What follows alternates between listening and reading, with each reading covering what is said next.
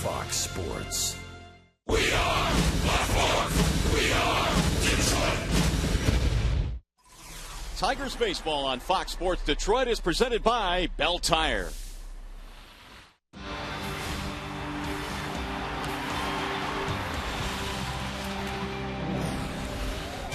It has been a red-hot start for Austin Jackson. He has hit safely in his first 5 games of 2013. He comes into play today with a solid .429 batting average. Jackson and the Tigers getting ready in the final game of the series to face the New York Yankees. Hi again, everyone. Welcome to Tigers Baseball. Mario and Pemba, Rod Allen, glad to have you with us. Tigers in search of the sweep here this afternoon. And sometimes, Rod, you get to the ballpark and the headline is already made for you. Today is one of those days with Justin Verlander and CC Sabathia going. Well, they're two of the best pitchers in baseball. There's no doubt about that. One left-handed. Of course, Justin Verlander, he is right-handed.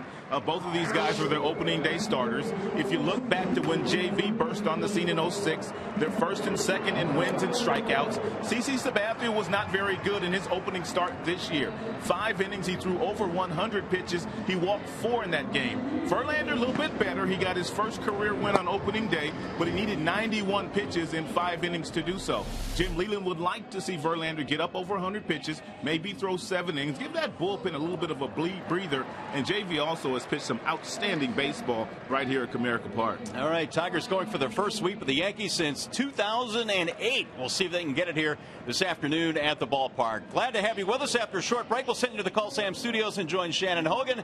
But first, coming up, we'll check out Miguel Cabrera. A 4-hit game yesterday. Miggy and the Tigers taking on the Yankees. And it's all coming up next.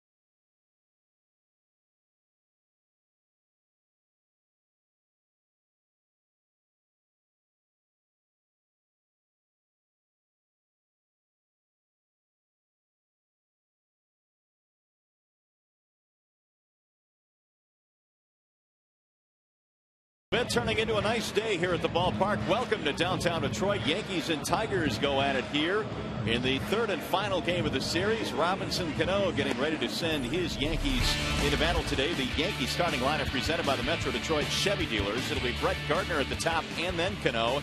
Cano off to a slow start this year. Kevin Youkilis at third. Travis Hafner the DH. Vernon Wells in left. Ichiro is in right. Their bottom three today features Cervelli, Overbay, and Jason Nix. And the Tigers starting pitcher today is Justin Verlander. He is presented by Family Heating, Cooling, and Electrical. Justin Verlander loves pitching in this ballpark. He's a career 66 and 25 right here at Comerica Park, and has won his last 7 decisions. He'll look to go a little bit deeper in this game than he did on opening day in Minnesota. Let's take a look at Tigers starting defensive alignment presented by Beaumont Health System. Tuiasa Sopo getting his first start in left field. Jackson and Hunter there in center and right. Boy, have they been hot with the bats at the start of the season. Cabrera, Santiago, Infante, and Prince in the infield. And Brian Pena also getting his first start here today. He is indeed. Alex Avila gets the day off. Congratulations to the Avilas with the birth of Avery Noel earlier this morning, and he and his wife Christina doing well. And there is Mr. Avila, and congratulations to their new addition. No doubt about that. So we are ready for baseball here this afternoon. Brett Gardner leads it off, and the first pitch of the ball game is fouled back. I called Alex's dad today grandpa for the first time. How'd he take that? He's cool with it. Brett Gardner batting $150 to start the year. 1 home run, 1 RBI. Good career numbers against Verlander. One guy that Verlander must keep off the base paths. Gardner has outstanding speed. Lifted in the air to right. Torrey Hunter is on the move, and that's how we start this one today. 1 gone.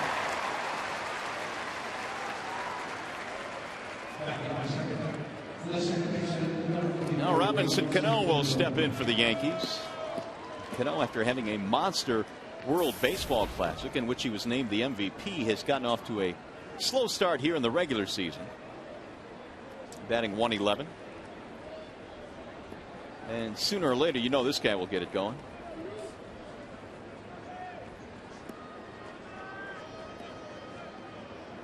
Cano also hit .344 this spring. And Robinson looks at ball 1 down low. Robinson is a free agent after this year. And once it's all said and done, he will be the highest paid second baseman in the history of the game. That's how much money he's going to get. Robinson recently firing Scott Boras, his agent. Here's the 1-0. Lifted back out of play. He hooked up with your buddy. Me and Jay-Z hang out all the time. Right? Jay-Z's company now is representing Robinson Cano. Rock Nation. It's the name of that company. So we'll see how that partnership works out. But I would imagine there will be quite a few dollars that'll be heading Mr. Cano's way, regardless of who his agent is. Here's the 1-1. 1 ball and 2 strikes. Well, Cano had a great year last year. 33 home runs, scored 105 times. He was part of a very potent Yankees offense last season.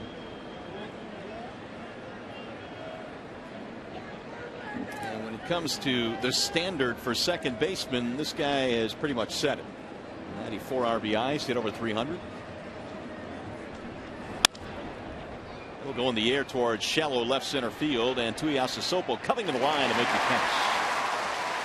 And there are 2 gone. Well, we mentioned the Yankees have lost a lot of production, and there's no question that they have quite a few good players on the disabled list. Jeter and A-Rod and on and on. And look at the home runs they've lost. 43 homers by Curtis Granderson, another 24 by Teixeira. A-Rod hit quite a few. When you total them all up, 194 combined with the guys that have left as free agents and the guys that are injured. There's Kevin Youkilis, ball 1 inside.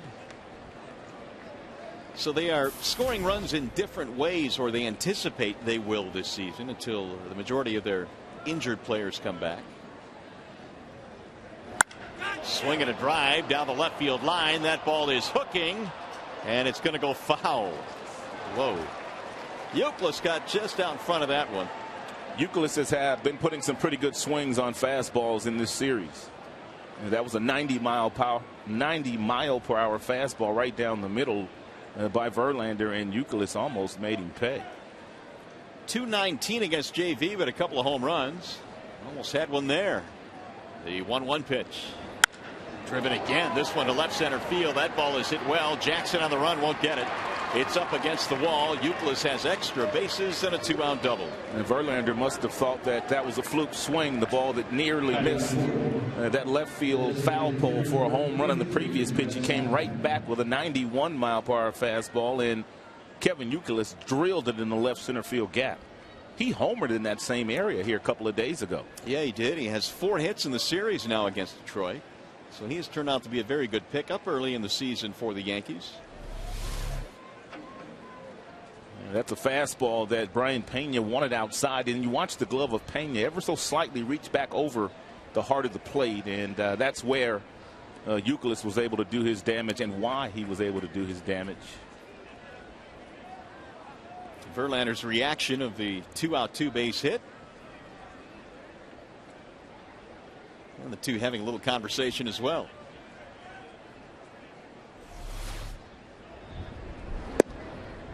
There's a ball outside to Travis Hapner. And Brian Pena catching Justin Verlander for the very first time during the regular season. Even though he caught him in spring training in some bullpens, starting pitchers like Verlander that are well established are always working on things during the course of spring training, so you don't really get a true look at what they're going to feature once the game starts.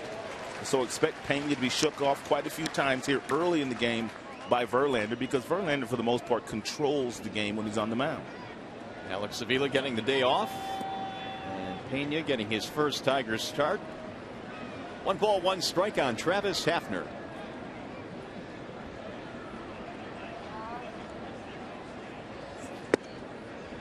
Off the plate again, 2-1. You saw the fingernails there of Pena. He has the fingernail polish on to make sure that Verlander has no difficulty seeing the signs that he's putting down. A little bit of a hazy, overcast day today. There is some cloud cover. 2-1 on Travis Hapner. 2-out double by Youkilis, and now Pena being summoned to the mound. Well, just what we just talked about. They don't know one another very well yet.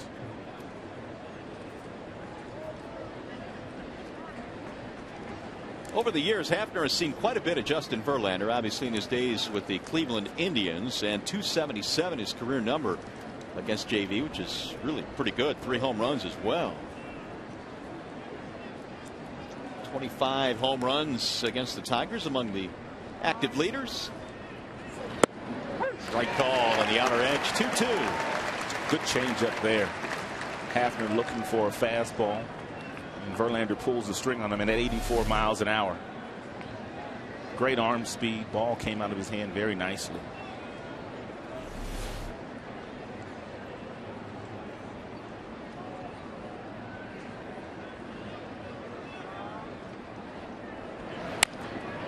Nubbed right in front of the plate, foul. Yankees these days sporting some guys that have had big numbers with other teams in their career, including Hapner, Youkilis, Vernon Wells, and Ichiro. They've all come together this season to form the nucleus, albeit a veteran nucleus, with all the injuries they've had. It's provided some opportunities. 10 years with the Cleveland Indians for Travis Hapner. Again, the 2-2. And inside, 3 balls, 2 strikes. Good 95-mile-an-hour fastball from Verlander there.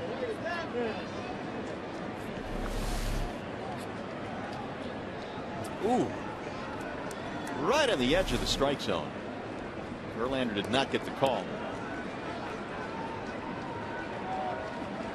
Full count.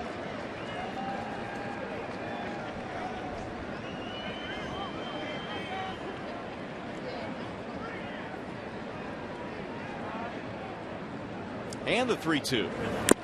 Hit the glove for strike 3. Pena holds on to it. Verlander has his first strikeout of the game.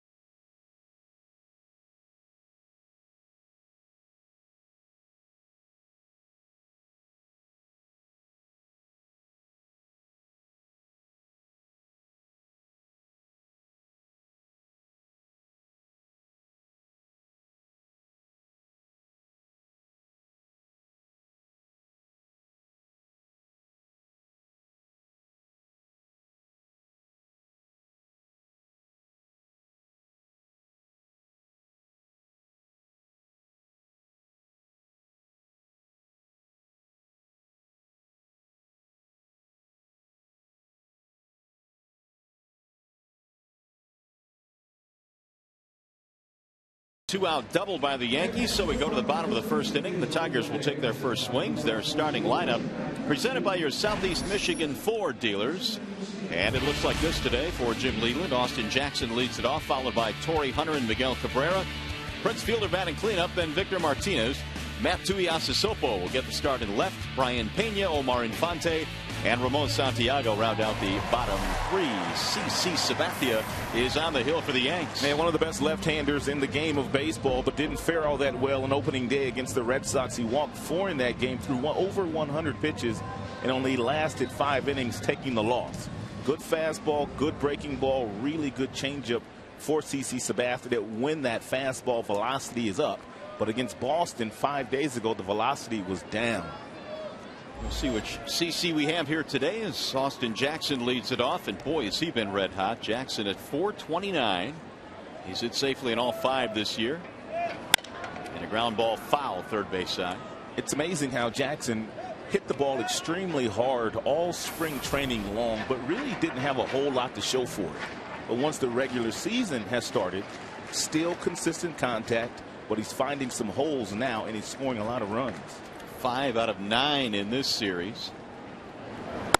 And a ball outside, 1-1.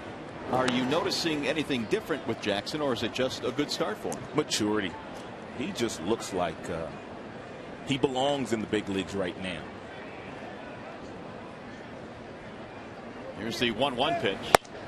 Well, maturity might be a good word to describe him, because last year his numbers were elevated just about in every one of the major categories. Strikeouts went down. He's ahead of the count here, 2-1 on Sabathia, or against Sabathia, and the pitch is hammered in the air. Right center field, hit pretty good but playable. Gardner is under it, and 1 gone. And let's take a look at the starting defensive alignment, brought to you by Tim Hortons. In the outfield, you have Vernon Wells, and Vernon Wells is off to a pretty good start in the pinstripes. Gardner in center, Suzuki in right. Overbay, Cano, Nix, and Youkilis in the infield, and Cervelli is the catcher this afternoon. Well, the Yankees had to go out and get some help. Vernon Wells, part of that helped.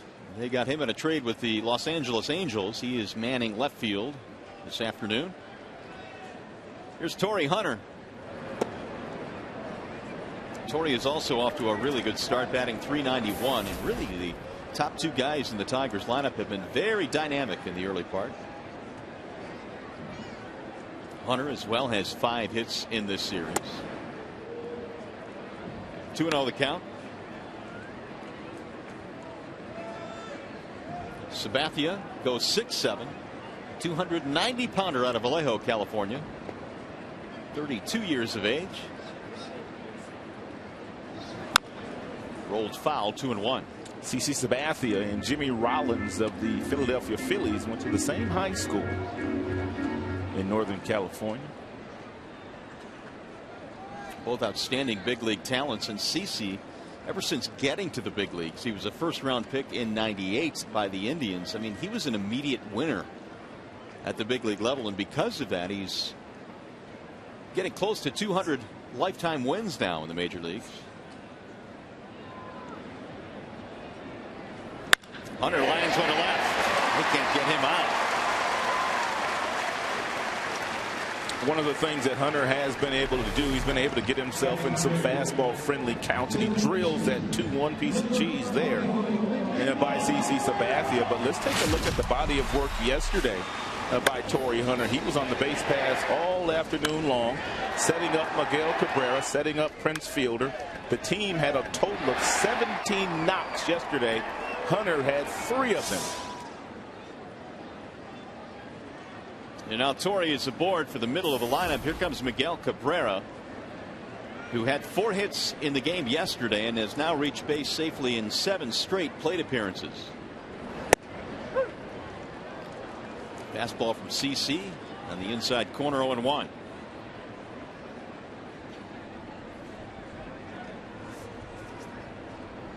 Miguel Cabrera with a .385 career batting average against CC Sabathia. The elite guys aren't afraid of anybody, are they? No one. And we've just told you that since At the beginning of the 2006 season, only Verlander has won more games than CC Sabathia in the American League. But Cabrera really, against the Yankees, he plays his best baseball against them and has done so throughout his career. CC won 15 last year, was 15-6. The 0-2. Drilled to right field on a line, and it's going to be caught by Ichiro.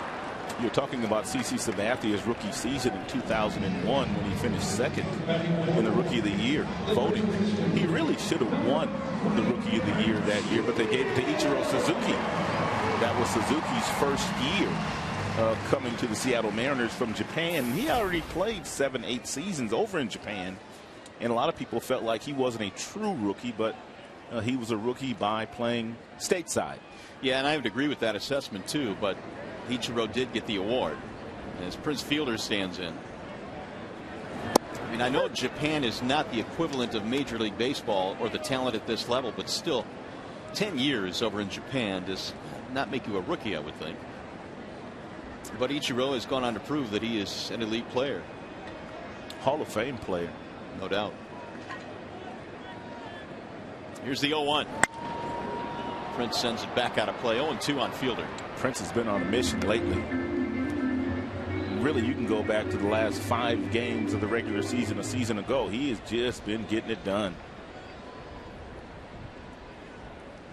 2 home runs on opening day here, 5 RBIs. He has knocked in 8 already this season.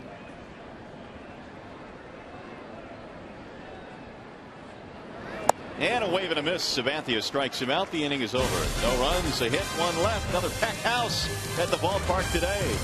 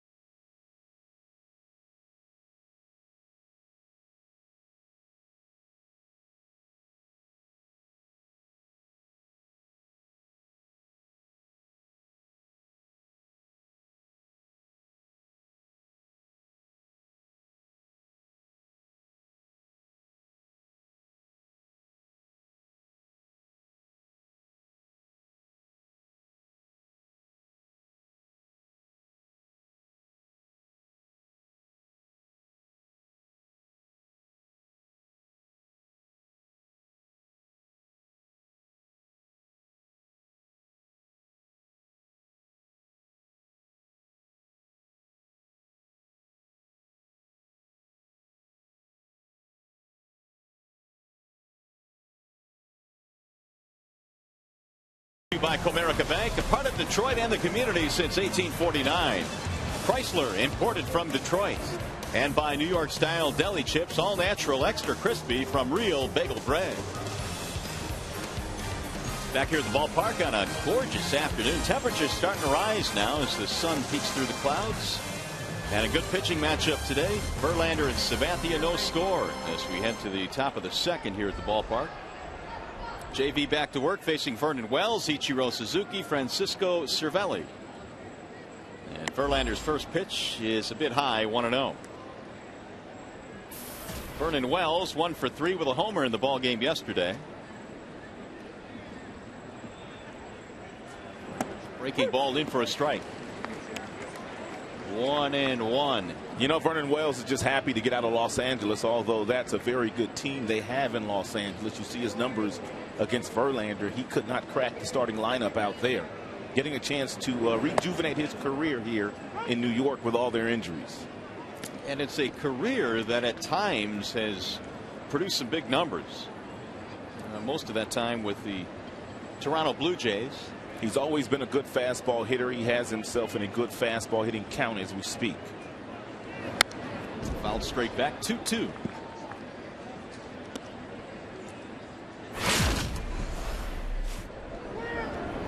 Vernon got a fastball from Max Scherzer yesterday that didn't do a whole lot. You saw that arm angle that Max dropped down to. That's the arm angle where the ball flattens out.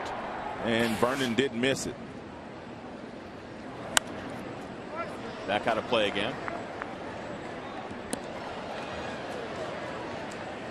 Here's Mr. Scherzer, who got the call yesterday.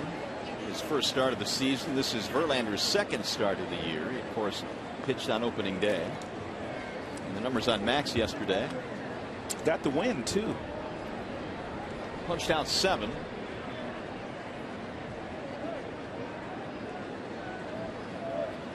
Everybody available out of the Detroit bullpen today, with the exception of Drew Smyly and Darren Downs. When I got to the ballpark today, I saw Max getting his running in. Running through the concourse. Running up and down the stairs. Did you go run with him? I did not. Had I known that he was running, I may have, brought some jogging shoes and got after it with him. I'm not buying it. There's ball 4 and a leadoff walk to Wells. Second base runner for the Yankees, and that's going to bring up Ichiro. Well, the Yankees off to a slow start, 1-4. The Tigers at 3-2. Ichiro just 1 for 14, which adds up to an 0.71 average so far. And Cabrera at third base, really playing in because of the bunting ability of Ichiro Suzuki.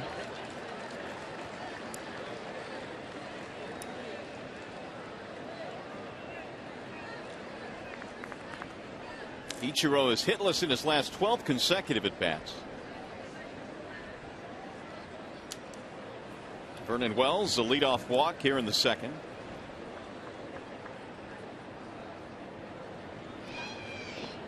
Draws the throw. There was a time when Wells would run a lot in Toronto, but over the years hamstring problems developed. Another throw, and he easily gets back.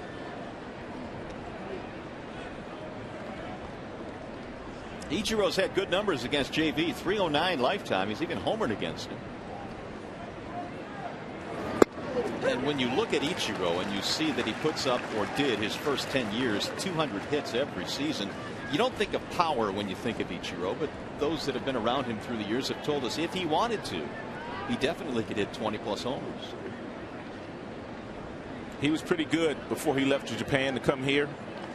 And when he got here, as you mentioned, first 10 years in the major leagues in the United States, 200 or more hits. A lot of those infield hits, but he does spray the baseball all around the ballpark. Bouncing ball to short. Santiago to his right. He'll get one, and that's all. Ichiro is aboard on the fielder's choice.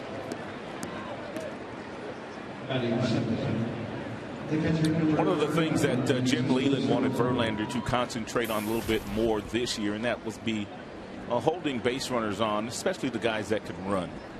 And Ichiro would fall into that category, so we'll see just how much attention Verlander decides to pay to Suzuki. Suzuki last year stole a total of 29 bases. Before that, just about every year he was 40+.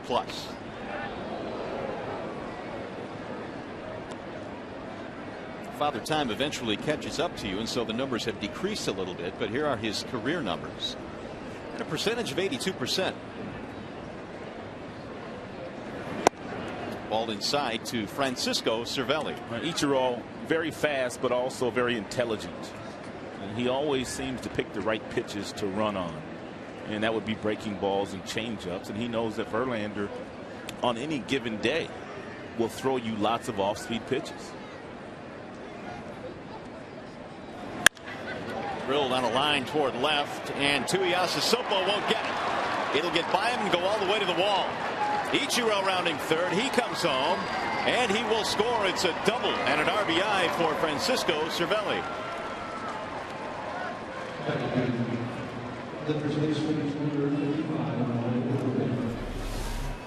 Cervelli got a fastball that was up and in, and he pulled his hands in very close to his body and absolutely drilled this ball into the outfield. Tuiasa Sopo took a little bit of a banana route in left field, and had he gone directly toward the baseball, he may have been able to catch it, maybe not. The ball was drilled. Tuiasa Sopo getting his first start in left here this afternoon. And Cervelli knocks in a run, his fourth RBI of the year. That'll bring up Lyle Overbay. In there for a strike, 0-1. Second double of the ball game for the Yankees.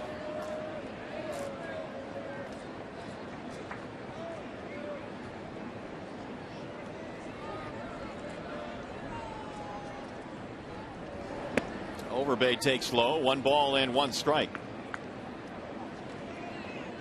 Verlander has won each of his last 7 decisions at home.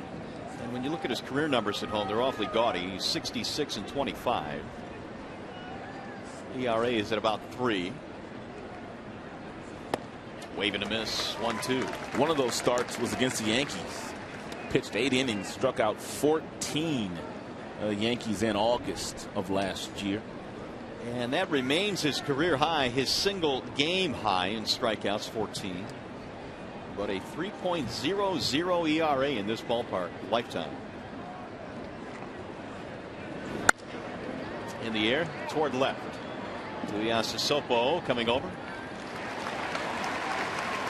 2 gone. And that will leave it up to Jason Nix.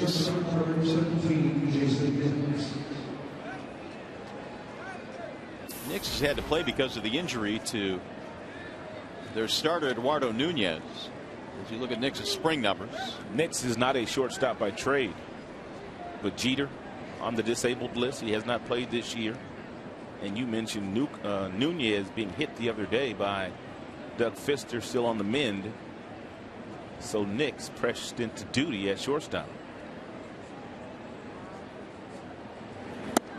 there was some hope that Nunez would be able to go today, and Joe Girardi was tardy in filling out his lineup card, waiting to see if Nunez could go, but in the end he couldn't. So Nix gets another opportunity. 0 for 5 in the series.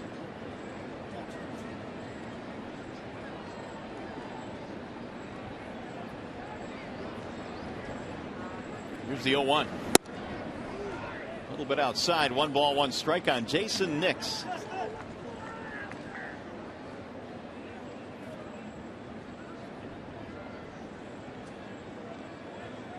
Yankees get a run here in the second. RBI double by Cervelli.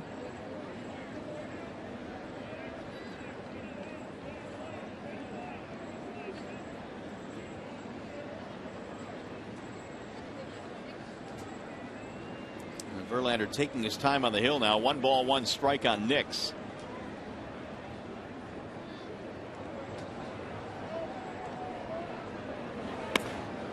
He breaks one outside and low. 2-1 the count.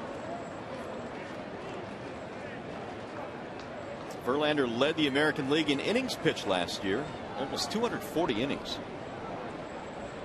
He does that every year. Led the league in strikeouts for the 2nd consecutive season. Here's the 2-1. That is driven deep toward left field. Tuiasa Sopo is back to the track wall and gone. The number 9 hitter Jason Nix has gone deep, and the Yankees lead 3-0.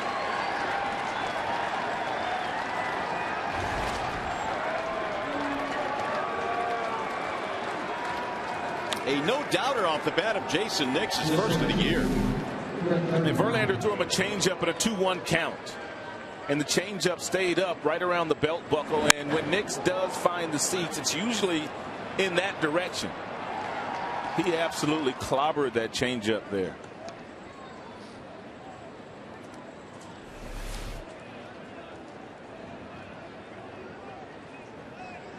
So it's a 3-0 lead now for the Yanks. Cervelli doubles in a run, and Nix with a 2-run shot. Here's the top of the lineup, Brett Gardner. 3 runs on 3 hits for New York. Strike 1 on Gardner. And for the first time this season, the Tigers failed to score first in a ball game. Here's the 0-1. Slapped back out of play. No balls, 2 strikes.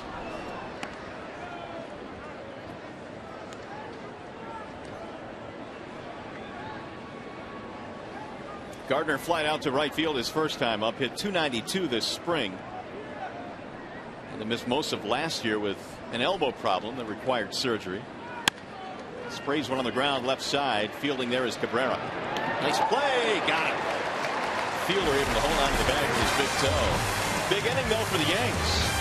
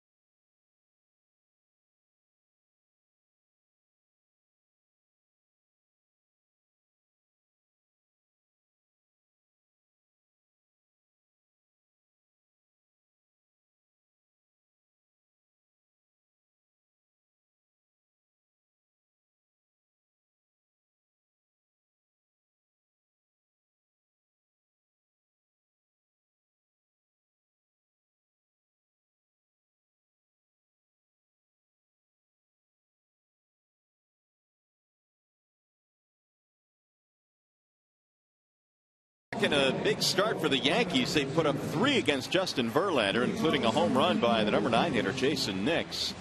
And so the Tigers now will try and chip away as we go to the bottom of number 2. The way the Tigers bats have been booming the last few days here at Comerica Park, and the way that they hit here overall, and the confidence they play with in this yard. CC Sabathia, he knows beyond a shadow of a doubt he's going to have to stay on top of his game all afternoon if he's going to beat this Tigers team here in Comerica Park. Here is switch hitting Victor Martinez to begin things.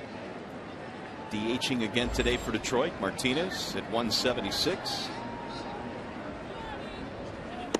And Sabathia brings it home. It's a fastball strike, going 1. Yeah, these two were once teammates when they were both playing for the Cleveland Indians.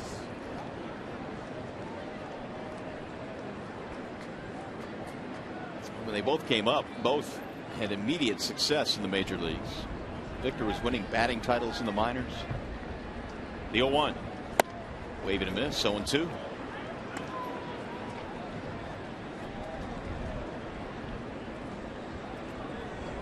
Jim Cleveland talking about Victor Martinez before the game today, saying that you can see Victor starting to come around now. He is looking more and more locked in. His average isn't quite there yet, as we mentioned, 176, but he's hit the ball hard. Here's the 0-2. High, towering fly ball, shallow left. Vernon Wells coming in. And one gone. Well, it is opening day for the kids today at the ballpark. And with more on that, let's check in with Justin White. Today is Kids Opening Day here at Comerica Park, and as part of the festivities presented by Blue Cross Blue Shield of Michigan, there was a pregame clinic on the field. Kids getting to exercise as well as learning some valuable baseball skills.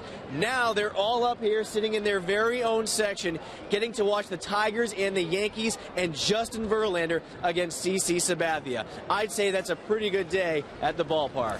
Yeah, I would as well. Thanks, Justin. Two of the premier pitchers in the major leagues going at it today. The Yankees have gotten to JV so far. Matt Tuiasosopo, the batter.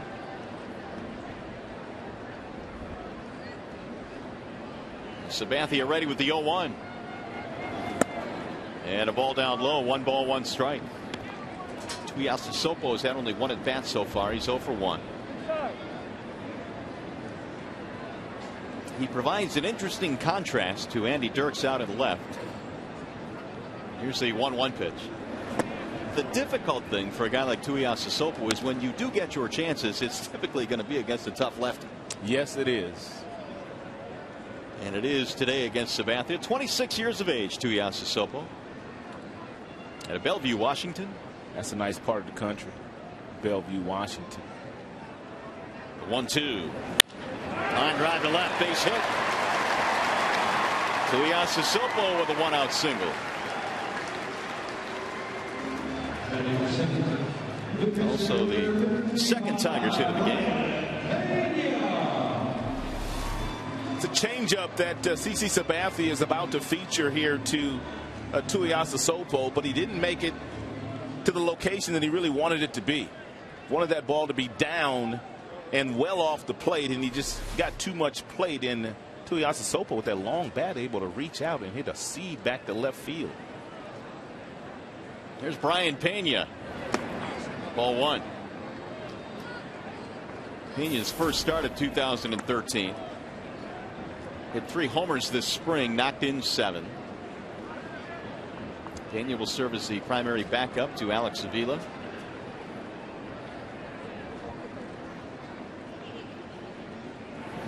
Ball high. 2-0. Pena was the backup to Salvi Perez in Kansas City last year. He finds himself backing up Alex Avila here in Detroit. Brian Pena's got some sock in his bat.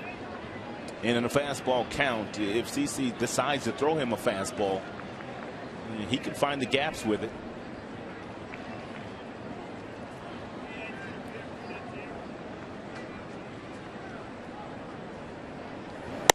Ball high. Got the fastball, but it missed way up. Brian, 31 years old and born in Havana, Cuba. He's been with the Braves, the first team that he broke in with the big leagues in, and then, of course, went to KC the last 4 years. There's the strike call, 3-1. You can carve out a pretty good niche in the major leagues, can't you, as a backup catcher if you've got some skills? Yes, you can. It's not a bad gig if you can get it.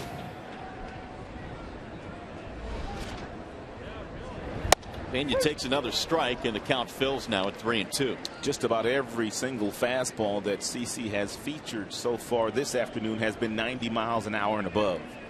He's touched 93, and that's the one thing he did not have in his opening start against the Boston Red Sox. Did not have his good fastball.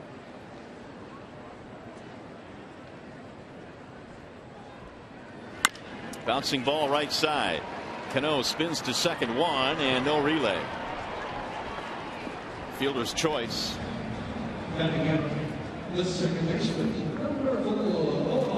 Hey, don't forget to join us Tuesday when the Tigers welcome in the Toronto Blue Jays, much improved Toronto Blue Jays. Coverage begins at noon with Tigers Live on Fox Sports Detroit. Tigers and Jays Tuesday at noon right here on Fox Sports Detroit. Revamped pitching rotation. They've got a whole lot of different talent in that starting lineup. That'll be a fun series. Here is Omar Infante with 2 outs. Infante batting in the 8 slot. in the lineup here today, with Santiago batting 9th. Omar off to a nice start as well, 429. And you really can't overstate the importance of getting some of that offensive production in the bottom of your lineup. Turn things over to guys like Jackson and Hunter and give them opportunities to drive in runs or continue possible big innings. Ball low, 1-1. Jim will be able to do a lot of things with Infante batting in the bottom of that batting order. He can bunt for a hit. He has tremendous hand-eye coordination, so Jim not afraid to put a hit and run on with Infante. And of course, Infante is an outstanding fastball hitter himself.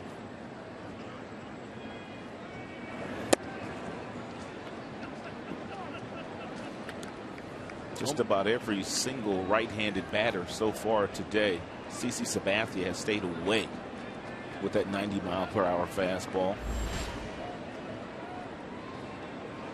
20 strikes, 10 balls, a total of 30 pitches so far for Sabathia. And the 2-1. He'll get back out of play. 2-2 on Infante. Omar already has given the Tigers 2 big RBIs at the bottom of that lineup, and Leland mentioning today how he loves the dynamic of Omar, then Jackson, then Torrey when he bats Infante 9th, 9-1-2. That gives you a little bit of speed on the bases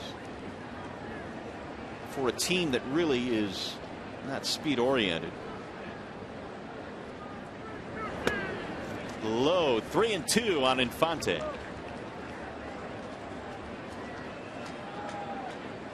3-0 Yankees have the lead. We're in the bottom of the second here at Comerica. First home series of the regular season. Tigers in search of the sweep. Nix with a homer. Part of the early offense for the Yanks. Runner goes on 3-2 and a swing and a miss. So the Tigers get a hit, leave a man, and you're watching Tigers baseball today, presented by Bell Tire.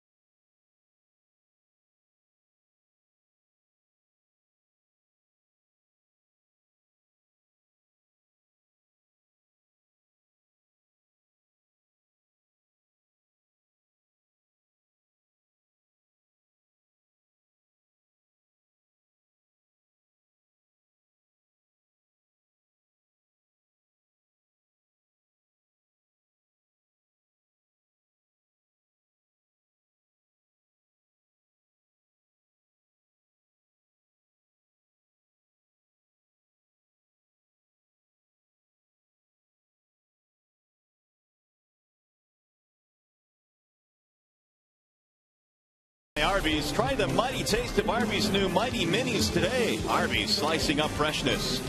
And by AT&T Uverse, the wireless receiver only from AT&T Uverse. Visit AT&T.com/freeyourtv. Rethink possible. Let's get you caught up with the Yankees' second inning when they scored 3 runs. You had Francisco Cervelli getting a 1-0 fastball drilled in the left center field for a double and a run driven in. And then in a 2-1 count, Jason Nix, number 9 hitter, got a changeup that Verlander didn't locate very well. And Nix has lots of power to left field, and he demonstrated some of the power on that pitch. 2 innings, 3 hits, 3 runs. The home run by Nix. 1 walk, 1 strikeout for Verlander. Robinson Cano will lead things off for the Yankees as we go to the 3rd. It'll be Cano, Youkilis, Hafner. 2, 3, and 4 in Joe Girardi's lineup. Cano is 0 for 1. Fly ball. Back in the 1st inning. 0-1 on Cano. Talking about his exploits in the World Baseball Classic during spring training. The MVP for the winning Dominican team, and he hit .469, couple of homers. But so far it has not translated to the start of the regular season. Swing and miss. He chased one there. 0-2. Don't see Robbie climb the ladder very often and chase fastballs like that last one from Verlander.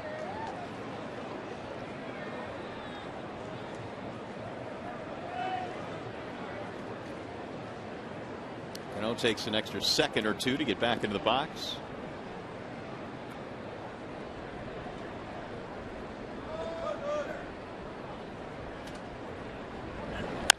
And a bouncing ball towards short. Santiago on the backhand. 1 gone. Back to the studio we go now for a game break. There's Mickey York.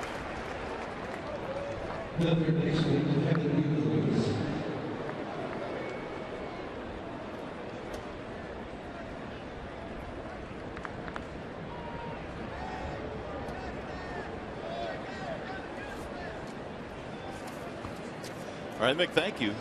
The Red Sox off to a 3-2 start this year. Here's a ball outside. What do you think about R.A. Dickey pitching in the Dome? Do you think that's going to make any difference? I do think it's going to make a difference. I don't think that he is going to be as good as he was last year pitching for the Mets. The Mets, their ballpark in New York is very pitcher friendly, and it's outdoors. Of course, when you're indoors where he's pitching now in the Dome, the knuckleball does not knuckle as much because there's not a whole lot of wind, and that ballpark in Toronto is very hitter friendly. So I just don't think that he's going to have that type of year this year.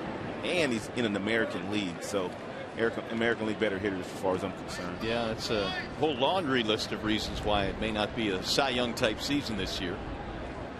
Meanwhile, Youkilis has gone to 3-0. He might be swinging. He is not. Strike 1. 3-1. 2-base hit for Youkilis back in the 1st. Was stranded though after Hafner struck out.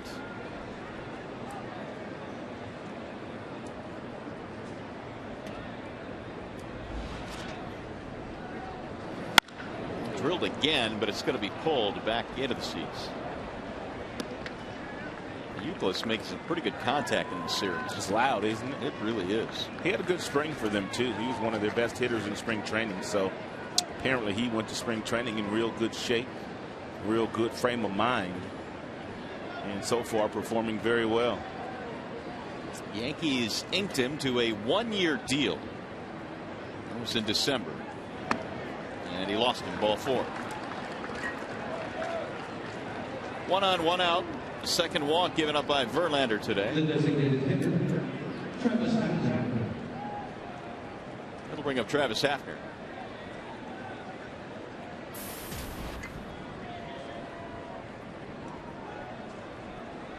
He struck out against Verlander. That ended the 1st inning.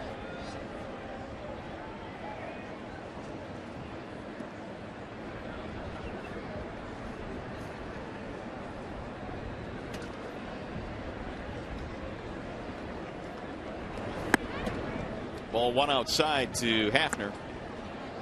Last year his season consisted of just 66 games for the Cleveland Indians. He spent more time on the disabled list than he did on the field.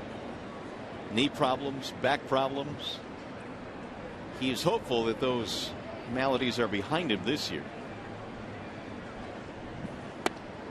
Strike called. And with that inviting porch at Yankee Stadium, you would think would be a good fit. This guy has hit a lot of home runs in his career. He also has that semi-wide open stance, which means he's kind of looking to turn on the baseball.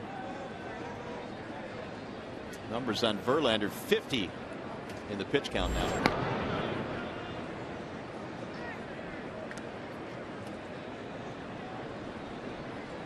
Indians had themselves a guy that routinely would hit 30 homers, not getting 100 runs every year. Had some big seasons at Progressive Field.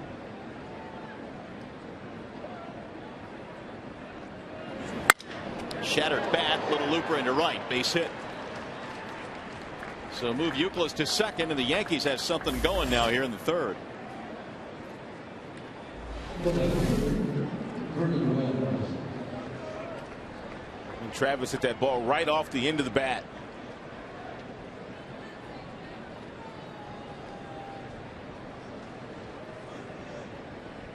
So the Yankees have their fourth hit, and that's going to set up Vernon Wells, who had a base on balls back in the second. Vernon Wells, dead pull hitter. If you're Justin Verlander and you spot the fastball outside or you're breaking balls away from Vernon, pretty good chance he might hit the ball right to Santiago. 0-1.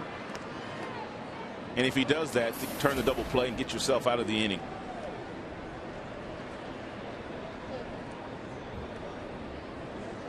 It was right at the end of spring training that the Yankees traded for Vernon Wells, March 26th, from the Angels.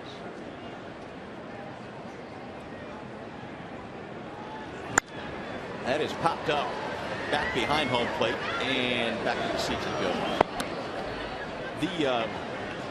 The Angels, of course, have a lot of outfielders, and Vernon found himself really out of a job there.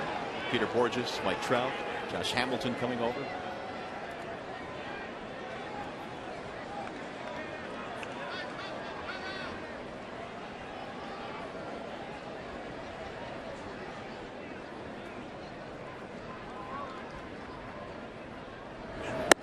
Ball high.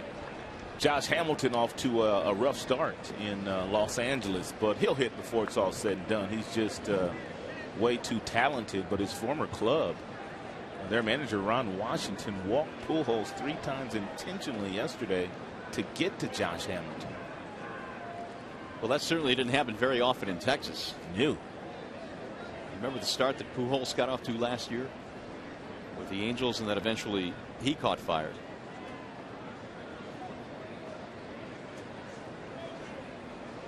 One ball, 2 strikes.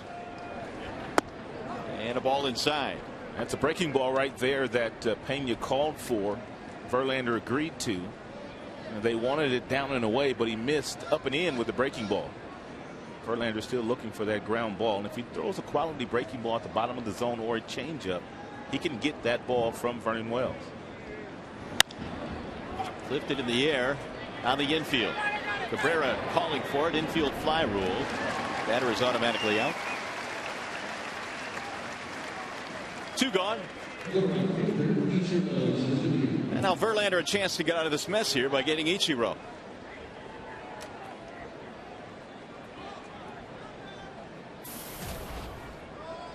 He bounced into a force back in the second, then eventually scored a run on the Cervelli double.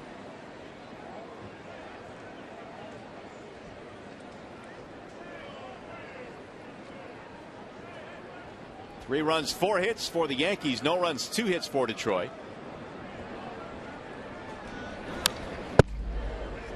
Oh and 1.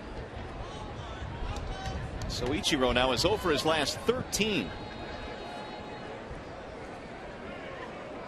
First 10 years in the big leagues, he reached the 200 hit plateau every single season. 110 Gold Gloves.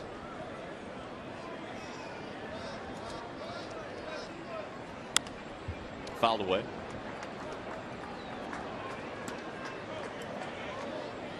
And part of his arsenal was a terrific throwing arm. In fact, when he was in Japan in his early days as a professional in Japan, he actually pitched a little bit through mid-90s.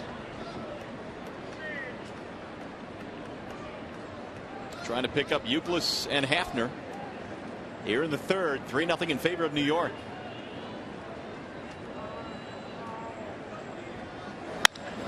In the air, right field. Torrey Hunter going back, still going back to the warning track to pull it in. The side retired. No runs, a walk, and a single. 2-man left.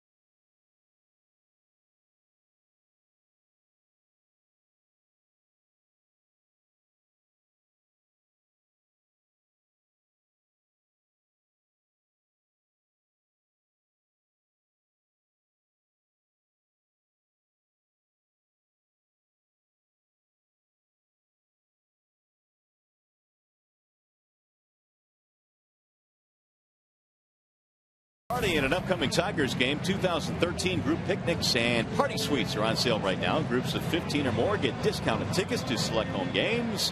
Call 313-471-BALL or check it out online at tigers.com. Tiger fans enjoying a beautiful afternoon here at the ballpark today. Right now it's 3-0 in favor of the Yanks. See if the Tigers can change that. Santiago fouls away the first pitch.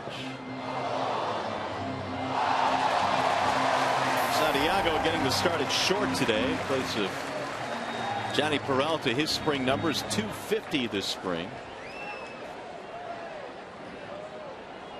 Jackson and Hunter to follow against CC Sabathia. Strike call. 0-2. Santiago's first 3 at-bats yesterday were not all that good. He seemed to struggle and show some rustiness, but that last at-bat he hit the ball hard. And Jim Leland getting him a few more at-bats in this game today. The 0-2. Way high. Wouldn't chase. And CC struggled with his fastball in his last start against the Boston Red Sox, and it appears that he's come out today really wanting to establish that pitch. 72 of the 36 pitches he's thrown, 72% that is, have been fastballs today. Line drive to left field, sinking and caught on a slide by Vernon Wells. Terrific play.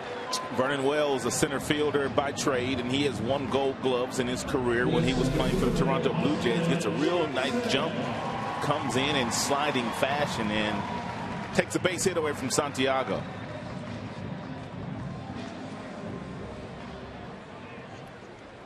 Santiago thought, man, that was my first hit of the year. Keep swinging it like that. You'll get your fair share. Here's Jackson. Ball 1. For the most part, Sabathia's been pretty good. 7 of 10 now in first pitch strikes. Although he missed there to Jackson. A.J. fly to center field his first time up.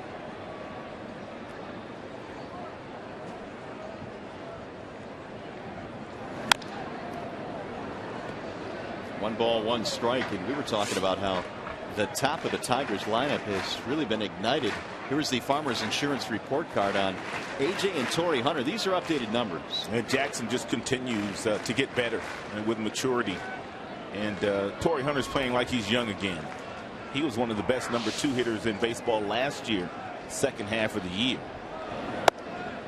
This had to be what Dave Dombrowski had in mind when he went out and got Torrey Hunter to plug into that 2 spot in the lineup. I think he envisioned these two guys clicking like this. Well, Tigers really haven't had a good number 2 hitter, and this is no disrespect to the other guys that have been there since Polanco left. Yeah, he was awfully good. Polanco could handle the bat, move guys over. He didn't strike out, played every day. Polanco was tremendous in a Tigers uniform.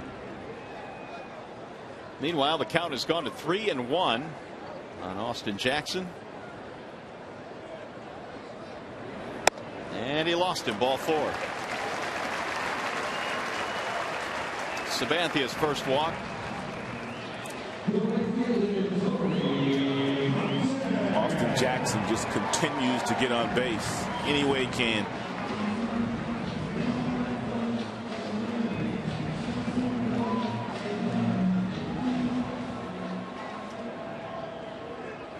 Hunter singled in the first inning. Now his average at .417.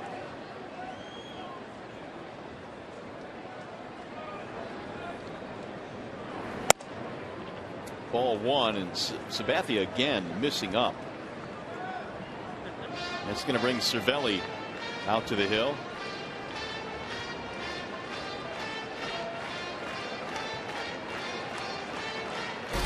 Just a reminder, as you enjoy a cold one, to look forward to Miller Time later in today's game, brought to you by Miller Lite.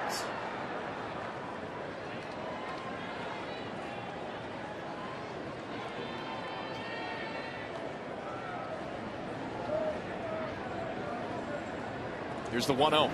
Swing and a miss. Good pitch by Sabathia. And Torrey Hunter looking for the fastball after he had just walked Austin Jackson and fallen behind him, and Cervelli calls for the breaking ball, and real nice execution there by CC.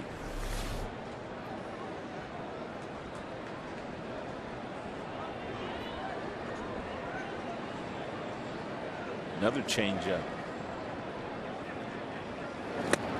Same Way out in result. front. And the count is 1-2. CeCe's best year in terms of victories was 2010 when he won 21 games. It's a circle change. The thing that sells the changeup is the fact that the ball is in the palm of the hand, not out on the fingertips, and you throw it with the same arm speed, but because of where you're holding it and the velocity decreases. 2-2.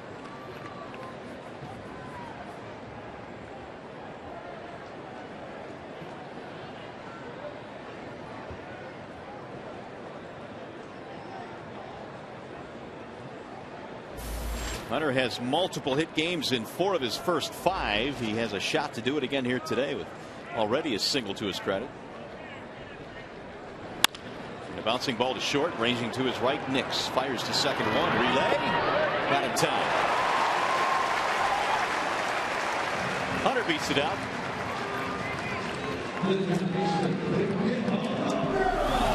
Second baseman Robinson Cano about as smooth as they come at second base. Takes very little time with the exchange, getting the ball back on its way to first base. But Hunter with his speed, Yankees not able to turn it over.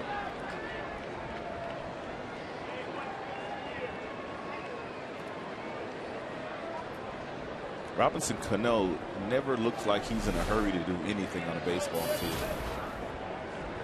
Here's Miguel Cabrera. Hit the ball hard, but he's 0 for 1. Chopper back up the middle. Here's Cano again, ranging behind the back. Little backhanded flip for the out. And the Tigers are done here in the third.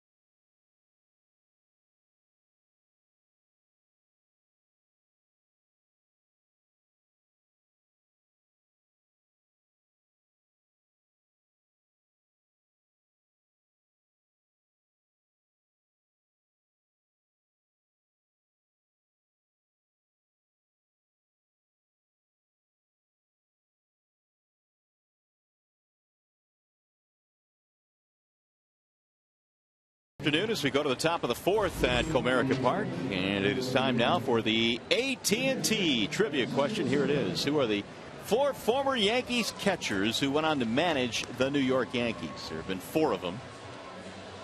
Okay, 3 because you're looking at 1. So give me the other 3. That's your trivia question. I'll give you a little hint. There's a Tigers tie to one of them. So there's a total of 4. Good luck with that. We'll get you the answer in a little while. Francisco Cervelli will start things off. Hey, did you know it's kids opening day today, Rod? I did know that. They have a blast here at Comerica Park, and rightfully so. All decked out in their Tigers gear. The sun for most of the day has been trying to peek through the clouds. Been pretty pleasant here nonetheless. Verlander back to work. First pitch popped up. right side of the infield in his shallow right field. Hunter coming on now, and he'll make the play. And Cervelli is gone. One pitch, one out, just the way Verlander likes it, and that'll bring up Lyle Overbay.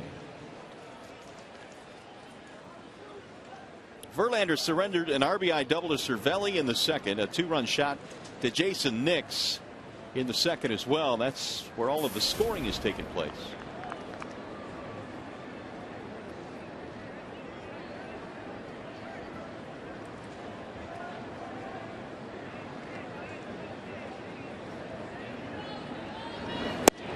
Strike one. Overbay, Arizona and Atlanta last year.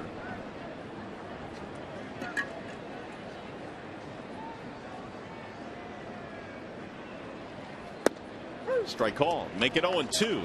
And the veteran first baseman.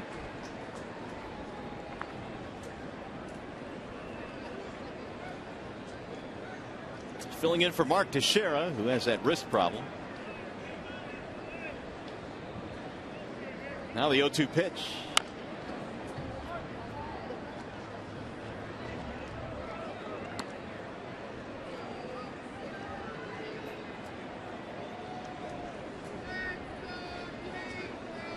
Mentioned Verlander led the league in innings pitched last year. Keep in mind the last 2 years he's added a few more innings because of postseason play. In fact, almost 50 more innings combined the last 2 years on top of his regular season numbers. A little bit outside, 1 ball, 2 strikes, and sometimes we tend to forget that extra workload in the postseason as well. It's one of the reasons why the pitching coach Jeff Jones, not only with Verlander but the entire staff, he had them all back off a couple of weeks and not throw as early as they had in previous years. Overbay goes down swinging. Well, I guess it's a good problem to have. Good circle changeup here by Justin Verlander to Lyle Overbay. And sometimes it's not the location, but simply taking a few miles per hour off of a pitch that kind of looks like a fastball coming out of his hand can get you that swing and miss. This Jeff Jones does a marvelous job with this Tiger staff. Strike one to Jason Nix, who hit a 2-run shot back in the second.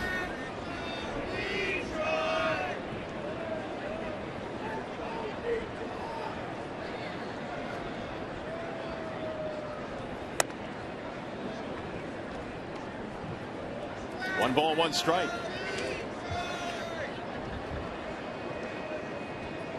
Nix was 0 for 7 prior to that home run in the second inning. Skies this one in the air.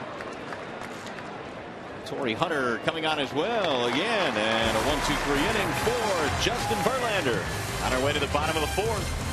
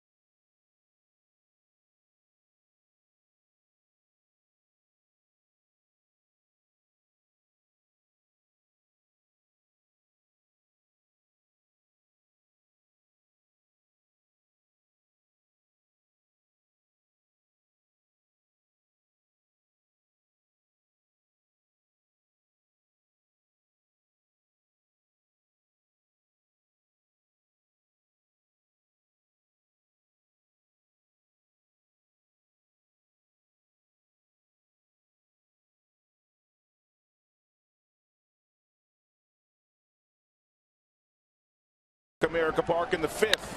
He climbed the ladder against Boone Logan. The left-hander got a 95-mile-per-hour fastball and hit it out of the yard. Then in the 7th inning, he got himself a breaking ball and hit that one about 400 feet. One on the line, one the majestic fly ball home runs that you'll see Prince hit on occasion. And fielder fanned in the 1st. He'll bat again here in the 4th. And he looks at a breaking ball outside, 1-0. Prince also homered against CC Sabathia last year when the Tigers made their first visit to Yankee Stadium. These two were teammates for a half a year in Milwaukee. Here's the 1-0. 2 balls, no strikes. 4 for 12 now against CC in his career with that aforementioned home run.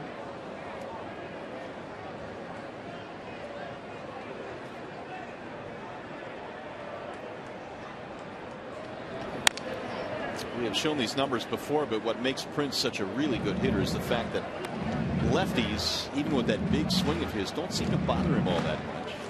And he doesn't strike out very often either. Trying to get it started here in the 4th. Yanks lead 3-0. Now the 2-1. 2-2 on Prince Fielder. A well-spotted fastball right there. And by CC. Inside Black at 91.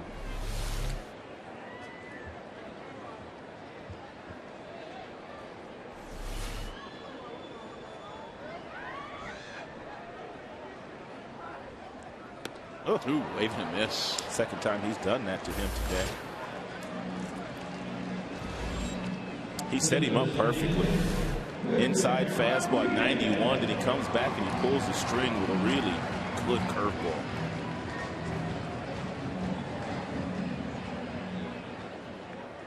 Prince out on that front foot, and back to the dugout he goes. That'll bring up Victor Martinez.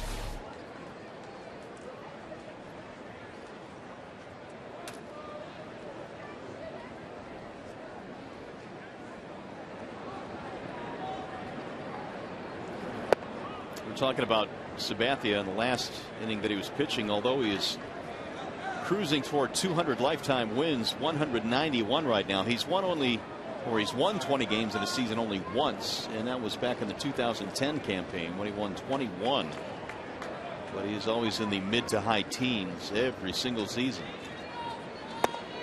Signed a big contract with the Yankees. In fact, back in December of 08, it was a 7-year deal, and they added another one onto that.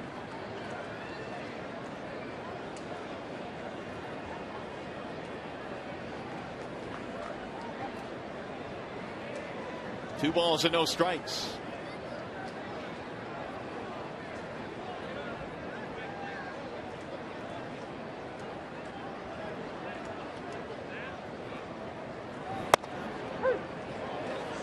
Sabathia has made very few mistakes in the game today. Victor Martinez does not agree with Brian O'Nora. With that last fastball, he felt like it was down. CC has been down there all afternoon long. He has not missed very much with his location, and that's one reason why O'Nora may have given CC the strike there. Victor not buying it, though. It's been a lengthy conversation between the two. 3-1.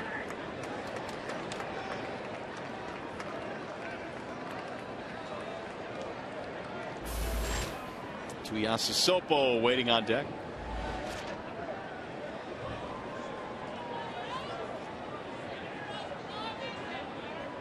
Here's the 3-1 pitch to center field and hit hard. Gardner going back.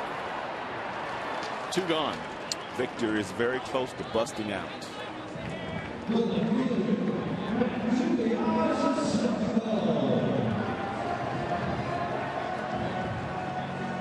Now Tuiasosopo. He had a single back in the 2nd inning. Tigers really haven't had too many opportunities. Base hit in the 1st, base hit in the 2nd, walk in the 3rd, but for the most part Sabathia has been able to keep them at bay.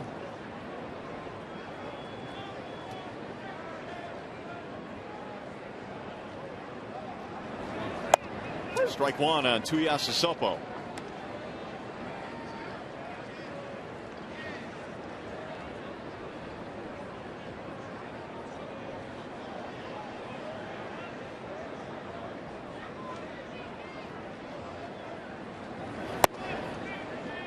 Jim Leland had a pretty good line before the game today on Tuiasosopo getting his first start in left field here at Comerica. The wind blowing pretty good here this afternoon. Leland said, I gave him a map, I gave him the keys, and I said good luck.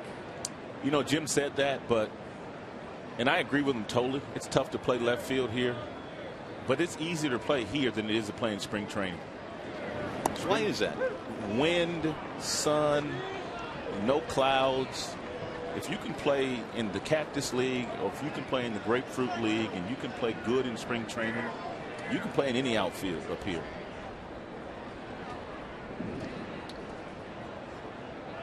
Here's the 1-2 pitch. A little bit outside, 2-2. One of the things Leland would like to make sure that Tuiasosopo does is keep his swing compact. He has a habit every now and then of lengthening that swing, and that's when he gets into trouble. Had a solid single off Sabathia back in the second inning.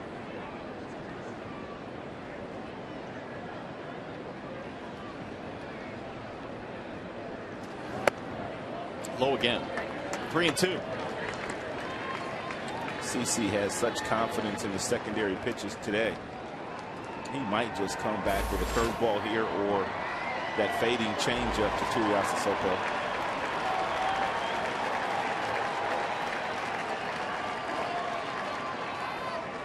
Changeup. And he missed with it. Tuiasosopo took it for ball 4, and the Tigers get a 2-out base run. Hey, you can vote for your Tigers McDonald's Player of the Game. It's presented by the new Premium McWrap. Using your cell phone, text Tigers followed by a space, then the player's uniform number to 37338, or vote online at foxsportsdetroit.com. So here's Brian Pena with a 2-out base runner.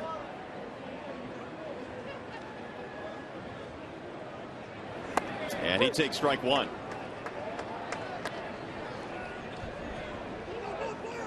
For Sabathia today, the ball strike ratio 65 pitches.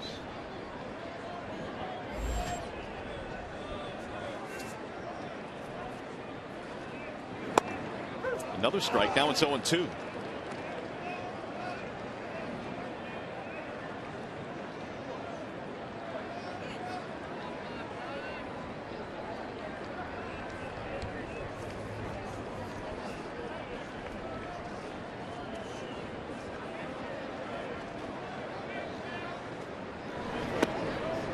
Pena took a close one, but it missed. 1 ball and 2 strikes. Sabathia in his first start against the Red Sox threw 102 pitches. Gave up 4 runs in 5 innings.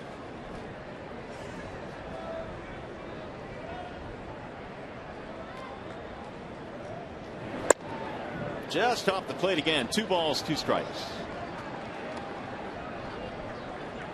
Pena reaching on a fielder's choice in the second.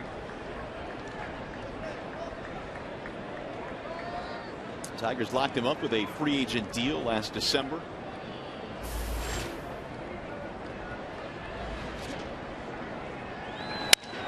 On the ground left side, deep in the hole. Nix has it. His throw not in time. Infield hit for Brian Pena.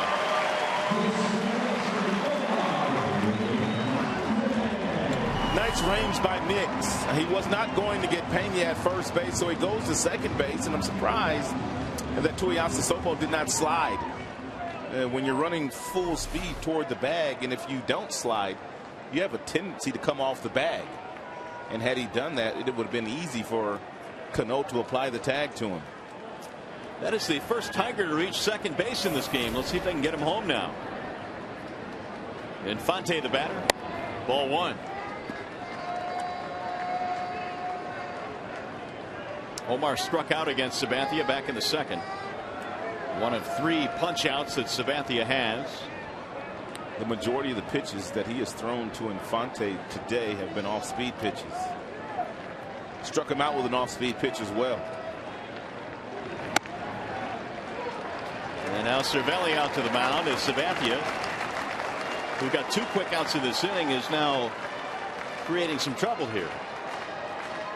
Walk, infield hit, and now a 2-0 count.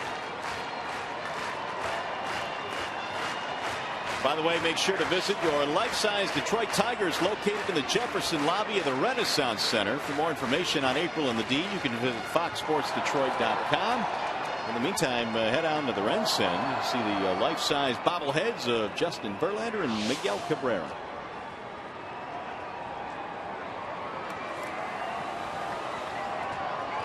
Two on, two out.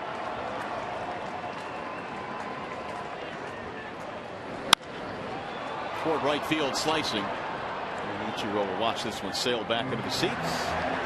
Another great crowd here today. An opening weekend against the Yankees. And we talked about this before, Rob, but the numbers don't dip after opening day here. They do not. The Tigers have announced they've already sold over 2 million tickets for 2013. And before it's all said and done, I would not be shocked if they were at 3 million again, as they were last year. Popped him up, foul ground, over Bay, toward the railing. Ooh, off, I believe, a camera down there. Buddy, okay? Told you that Omar Infante, for the most part today, has gotten a lot of breaking balls from CC Sabathia. And because of that, maybe thinking about a breaking ball. Here's a 2-1 fastball.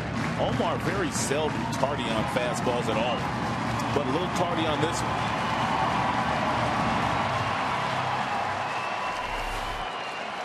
2-2.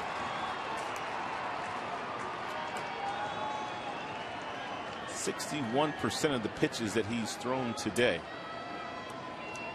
of the 73, 61% fastballs. Off the plate, Brian Honora took a long look at it, and Infante is still alive. So with 2 outs, you'll get the added benefit of a little movement down the base paths here. Tuyasa, Silpo, and Pena will both be on the move. Santiago on deck.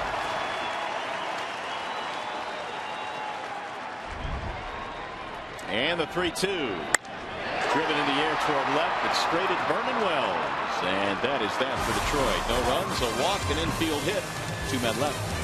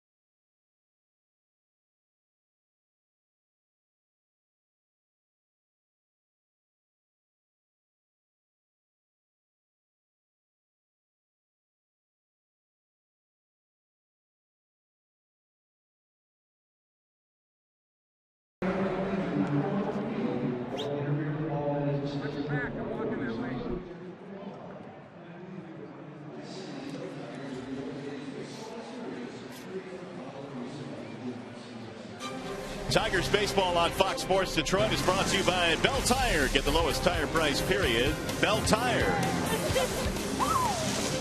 A concourse full of Tigers fans here this afternoon. Another great crowd at the ballpark. Yankees on top 3-0 as we go to the top of the 5th inning here in downtown Detroit. And what has turned out to be a nice day. Justin Verlander surrendered 3 runs in the 2nd, and so far the Yankees have been able to hold on to that lead. 2-run shot by Jason Nix, RBI double by Cervelli, so it's been the bottom of the lineup that has done the damage against JB. And for the Yanks, it'll be Brett Gardner to start things off. Verlander had himself a 1-2-3-4. He's thrown 68 pitches to this point. Gardner, Cano, and Youkilis.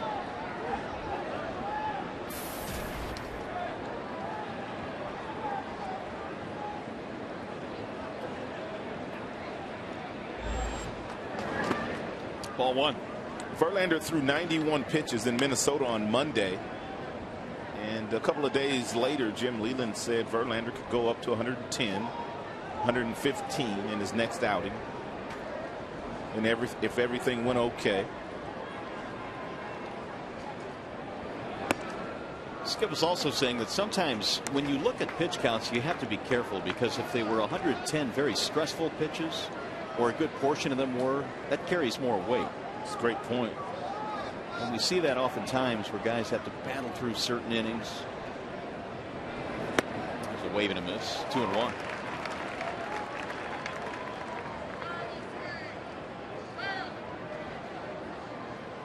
Gardner is 0 for 2, fly ball and a ground out. They've had a base runner in every inning but the fourth. And the 2-1. Heading toward the corner, Tuiasa Sopo, and he won't get there. He gave it an attempt. And he just met the left field wall for the first time.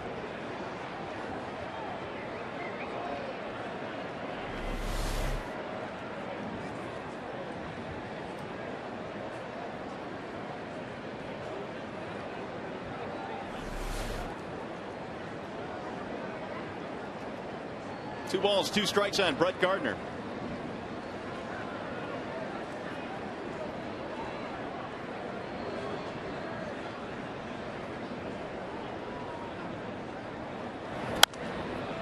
Fouled away. Gardner's one of those guys who's had to fight for everything throughout his career. He didn't even have a scholarship to go play college ball. He walked on at the College of Charleston and made their team. Had some good seasons, but still was not drafted after his junior year, where players are eligible. If you're not drafted out of your after your senior year of high school, you have to wait after your junior year, correct, of college play? Correct. But Gardner does have that one thing that a lot of coaches, managers love, and that's speed. He can run. Never goes in slumps. And Verlander missed. 3-2. Justin thought he had him struck out. 75 now for Verlander.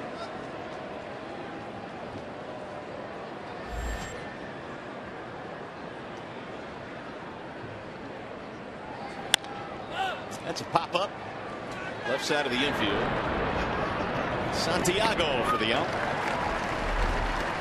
One gone. How about since 2006 when Justin Verlander first got to the big leagues? Here are the best pitchers in that span. And Jared Weaver, Halladay, CC Sabathia, who we're watching today.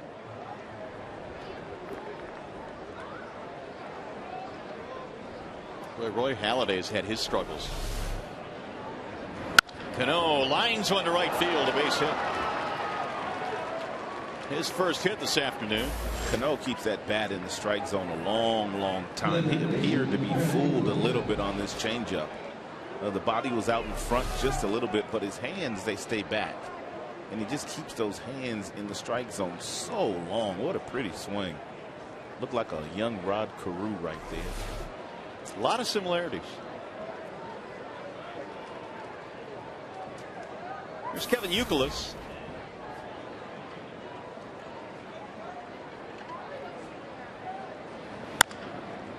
Chopped foul.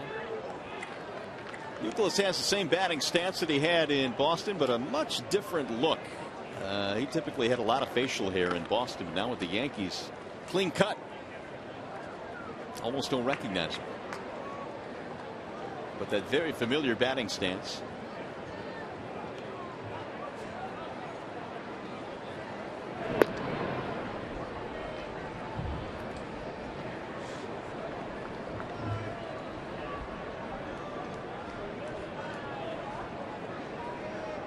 Cano with a 1-out single.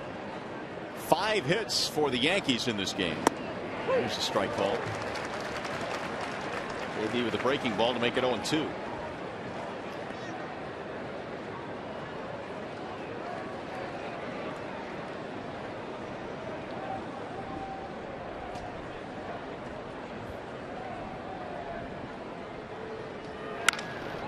Slap to right center field. Ball's hit pretty well. Hunter goes over in the gap. And retreating is Cano. 2 gone. Torrey just glides to the baseball. 9 gold gloves on his mantle. Takes great routes.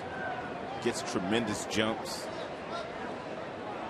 Got his first assist yesterday throwing out Brennan Bosch at home plate. He had 14 of those last year playing right field for the Angels.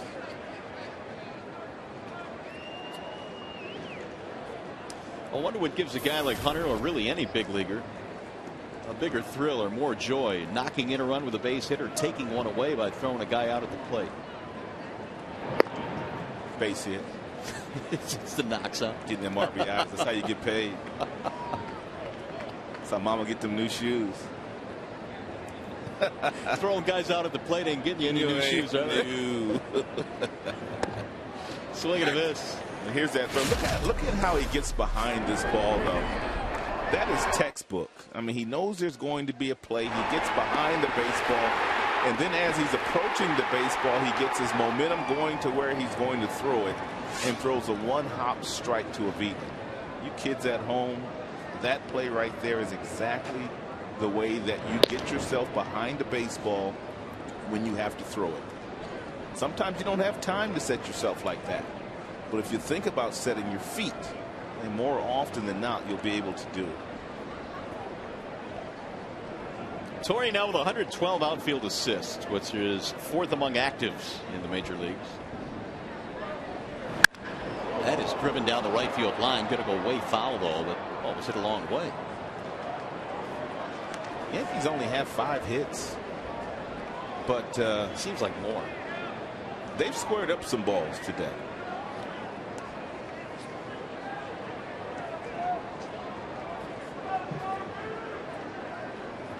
A couple of doubles, a homer, and a couple of singles. A total of 5 for the Yanks. Hafner had a single in the 3rd. Swing and a miss. Hafner's out of there, so are the Yankees. No runs, a hit, 1 left. Good Tigers baseball today, presented by Bell Tire.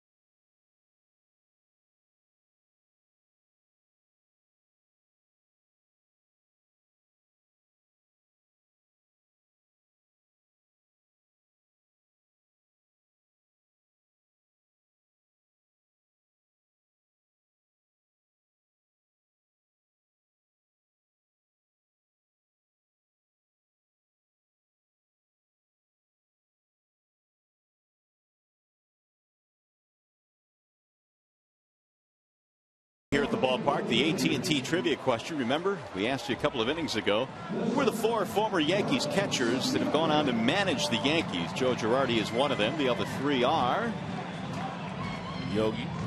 That's 2. You got Bill Dickey and Ralph Houck, the former Tigers manager. Here's your 4.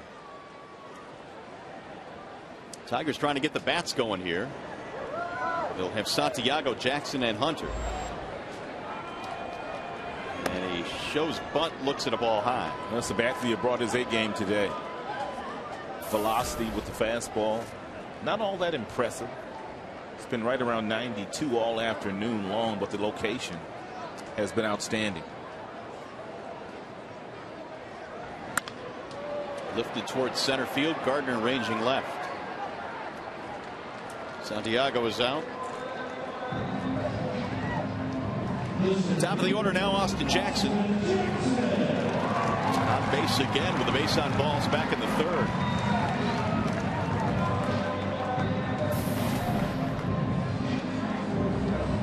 The average at 409 this year.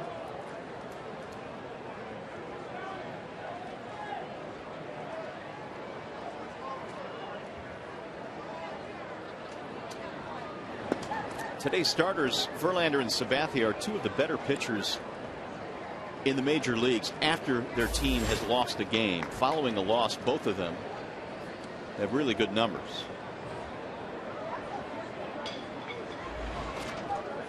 Here's the 1-0 to Jackson. And it's in for a strike. Check these numbers out. Following a team loss last year, Sabathia was 7-1. Verlander was 9-4. Outstanding ERAs as well.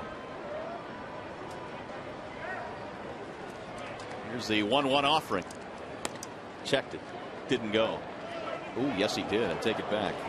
Hunter Wendelstedt said, yep, he went around.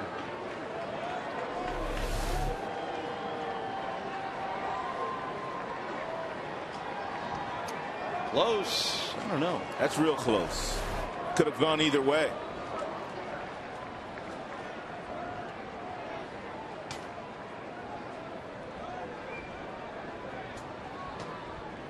And the 1-2.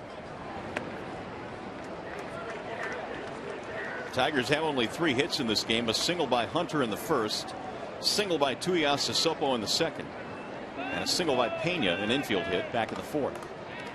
Otherwise, it's been all CC.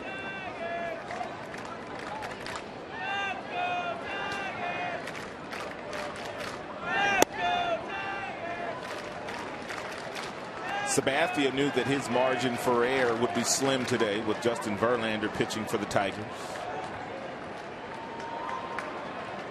Just like every pitcher knows, when they go up against Verlander, you better bring your A game. You can't give up many runs because he's not going to give up very many. And he walked him. That's another base on balls for Jackson, his 2nd of the game.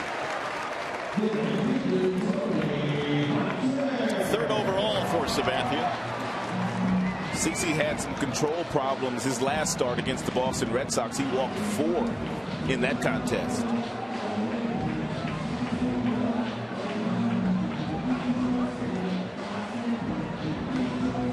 Jackson's on base percentage was .500 coming in. He's been on base 2 more times today. Here's Hunter with 1 out. And Sabathia now has to navigate through the more difficult part of the Tigers lineup. You got Cabrera lurking on deck.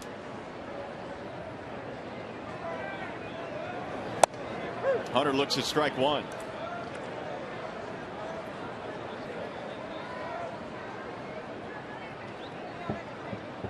Torrey now 6 out of 11 in this series.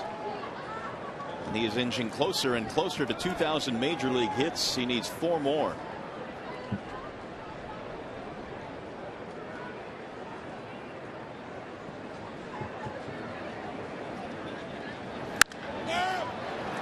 That is in the air to shallow right field. Cano called off by Ichiro. Hunter retired.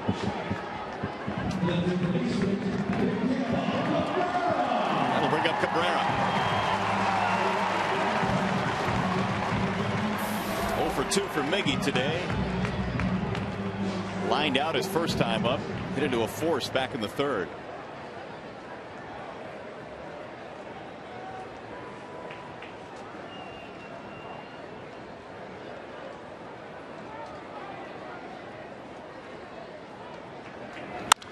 he shoots around the ground. His second. Cano gobbles it up. Plenty of time to throw out Cabrera. Side retired. No runs, a walk, one left, and we travel to the 6th.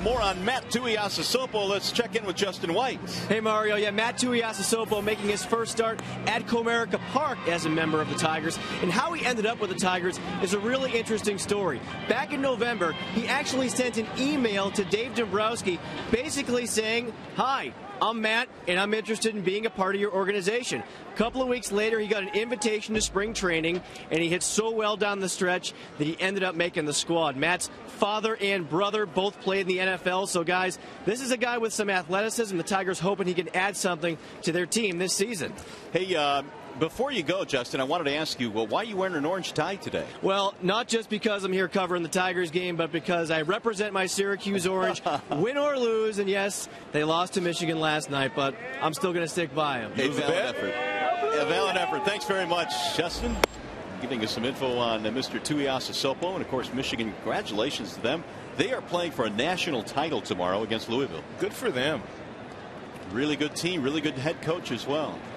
In the 6th inning, Verlander back to work. Vernon Wells leading it off.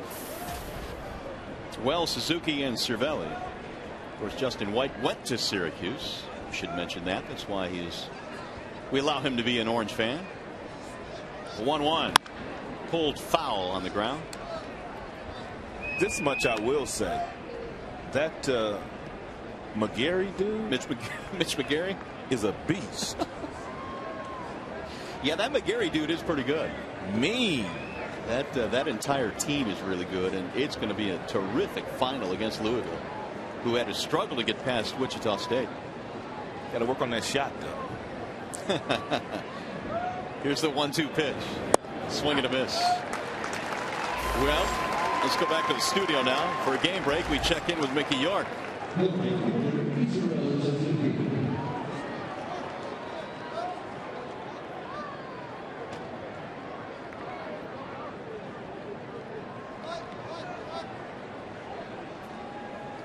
All right, Mick, thanks. Here we've had all the scoring in the second. A 3-run second inning for the Yankees. Highlighted by the 2-run homer by Jason Nix. Chris Davis of the Baltimore Orioles is off to a sizzling start. A lot of home runs, and he's driven in quite a few runs already in the first 5 games of the year. Yeah, that's an understatement. There's a soft liner back up the middle on one hop. Nice play, but not in time off the glove. The first baseman fielder, Santiago, had to go behind the bag to get to that ball. That is textbook Ichiro Suzuki looking for a fastball. He gets out in front, but he still kind of stays back with his hands and just serves it right back up the middle. Very difficult play for Santiago, even though he got it on one hop. It appeared that Suzuki would have been safe. It's like he has a tennis racket in his hand. The way he's just able to put the ball where he wants. It's good analysis of that swing. That is the 6th hit for the Yankees. One of the infield variety. Here is Francisco Cervelli. Verlander must keep an eye on him. Strike one on Cervelli.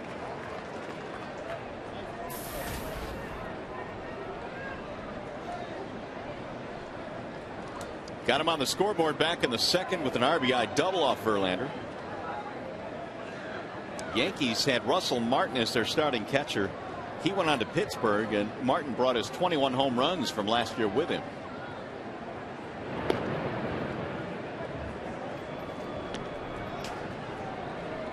Stewart caught in the first game. We've seen Cervelli now in this series.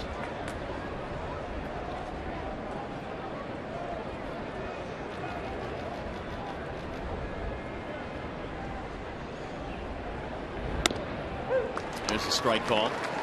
When Cervelli was coming up in the minor leagues in the Yankees organization, he was considered one of the better defensive catchers in the minors. I remember they used to talk about him a lot when Jorge Posada was getting the bulk of the catching time for the Yankees. They did.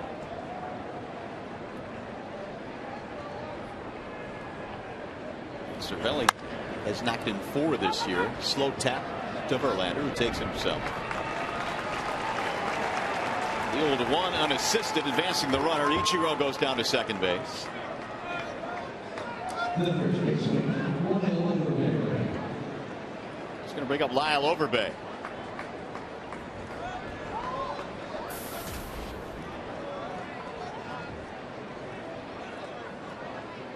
An 0 for 2 day today for Overbay. Fly out, strikeout.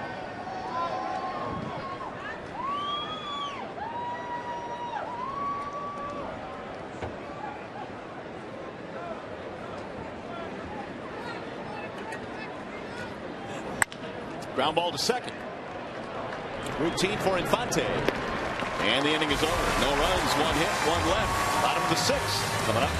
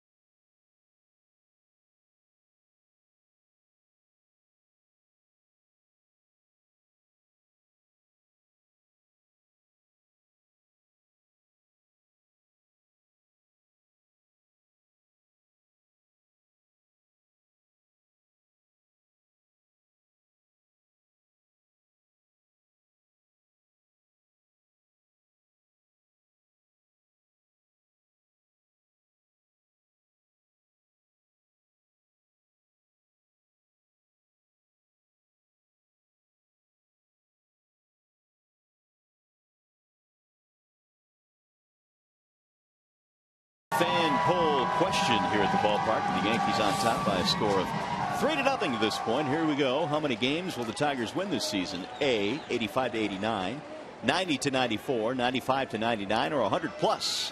Those are your choices. You can enter your vote by texting ACE followed by a space and the letter answer to 37338. Prince Fielder is leading it off in the 6th inning. Fielder Martinez Tuiasosopo.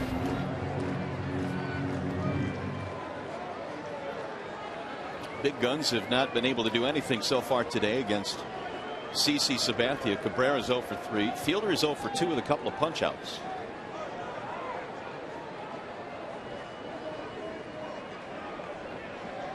Here's the 0-1. 1 ball, 1 strike. Only 3 Tigers hits this afternoon, all of them singles against Sabathia.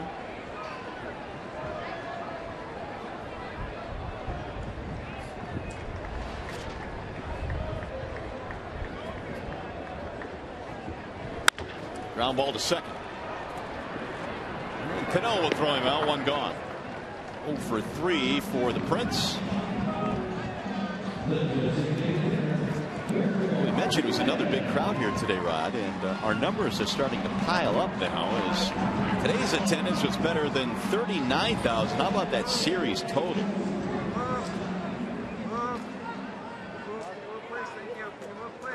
127,333 have come out to watch the Tigers opening week here at Comerica Park. It's the largest opening series in Detroit. 2nd most in team history.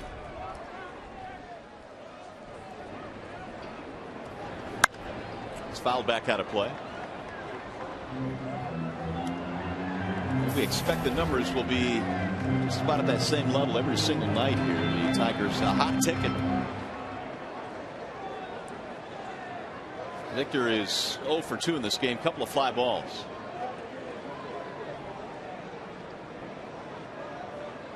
And the 0-1.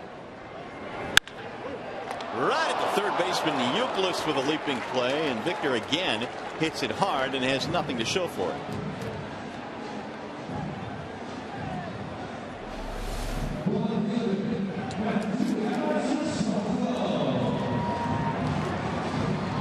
Kevin wasn't quite sure he had it in his glove.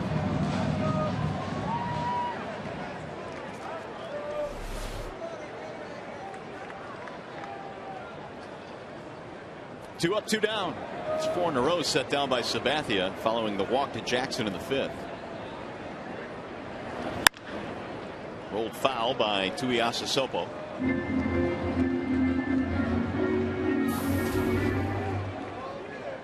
On base twice in his first start for the Tigers, single and a walk.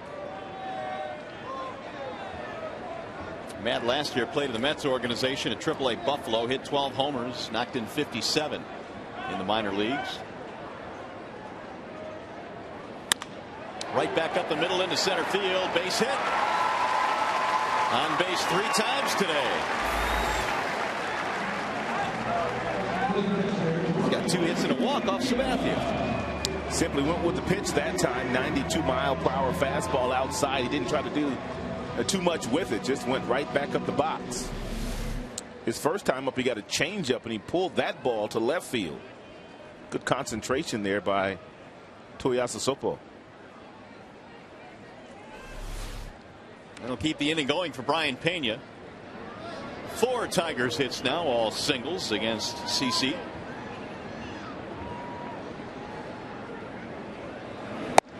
Way high, 1-0.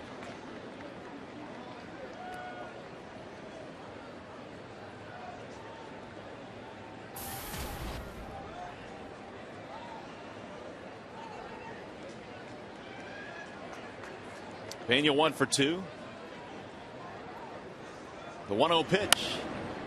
It'll get back out of play. 1-1. Sabathia now has gone 6 straight seasons with at least 15 wins and at least 200 innings. So when you talk about the starters, as you look at his numbers today, these are 2 guys that are used to going deep into games, pitching a lot of innings every single season, and winning a lot of ball games. That's in the air. Foul ground, first base side, over Bay to win the inning. No runs, 1 hit, 1 left. We go to the 7th.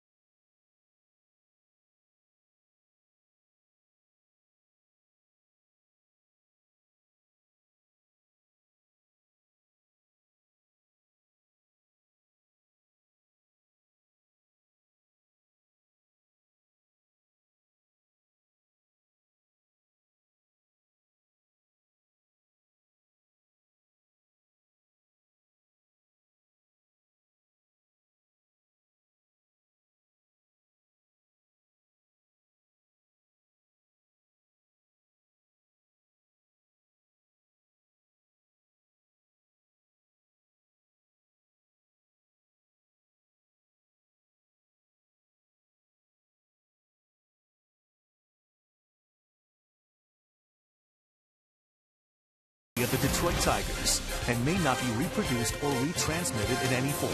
And the accounts and descriptions of this game may not be disseminated without the express written consent of the Detroit Tigers. Well, here is the Bernstein advantage and the scouting reports on a couple of guys that have been filling in for Derek Jeter. His replacements and their career totals. Eduardo Nunez started the first game of this series. He was, of course, hit by a pitch, and Nix has taken over. Look at how many starts in career games for Jeter at the bottom. Over 2,500 games for the captain, number 2. Get the Bernstein advantage. We go to bat for you, and going to bat for Jeter is Jason Nix here in the 7th inning. I was watching something last week on Derek Jeter, and Jeter says he wants to own a Major League Baseball club when his career is all said and done.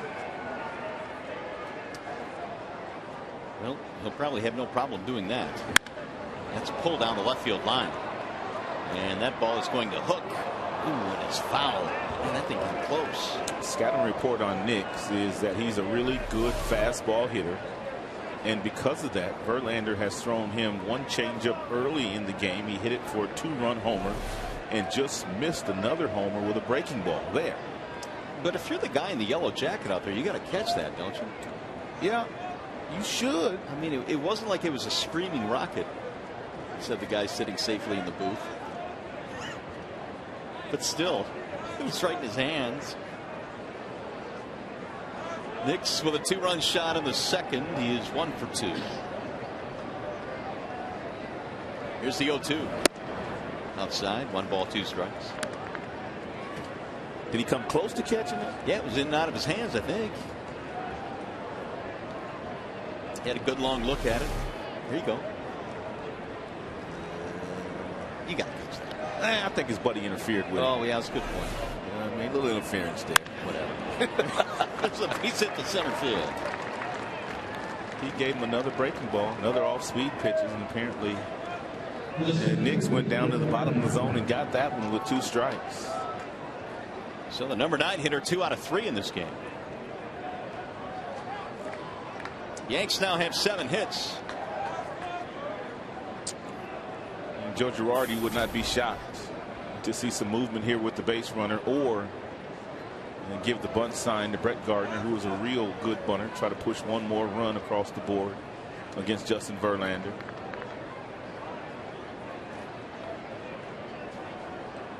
Gardner is 0 for 3. Nix draws a throw.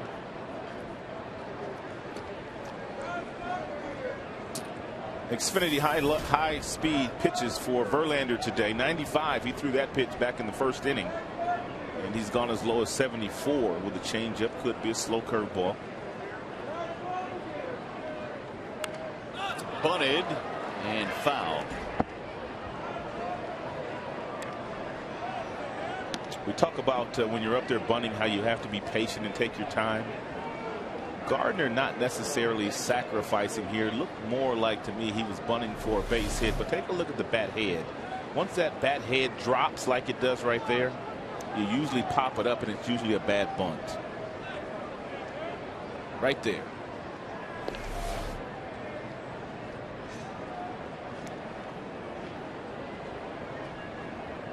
Verlander now inching toward 100 thrown in this game. As Rod mentioned earlier, Verlander probably will go to 110, 115 in this start. It's the first time the Tigers have gotten beyond the 5th inning from a starter. There is action in the Detroit bullpen. It's Octavio Dotel and Phil Koch.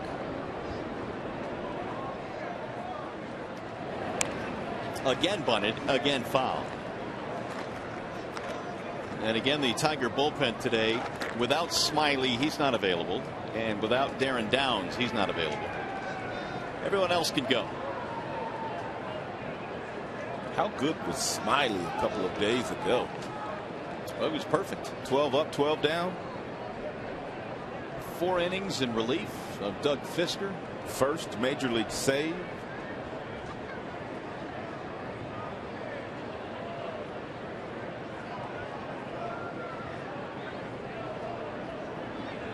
Verlander about ready to throw his 100th pitch of the game.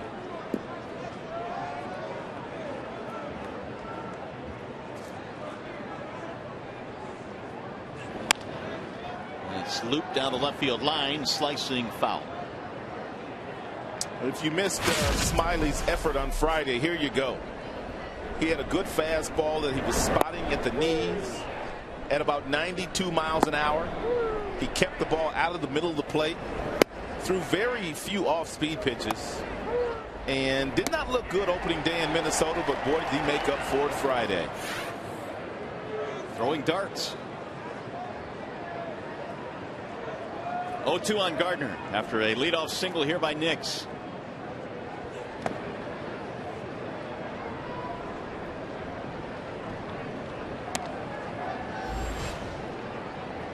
(73-28) the ratio, which is really good. 101 pitches. Verlander really has only made a couple of mistakes, I guess you can call them. You know, one to Cervelli for a double and a 1-0 count, and then the home run that Nix hit out of the ballpark for a 2-run shot. Now 2-2. His issue has been the fact that CC Sabathia has been so good today, and Tigers hitters have done nothing against CC. Yeah, just about literally, they only have 4 hits against Sabathia. All of them singles. In fact, one of them an infield single. We'll go foul first base side.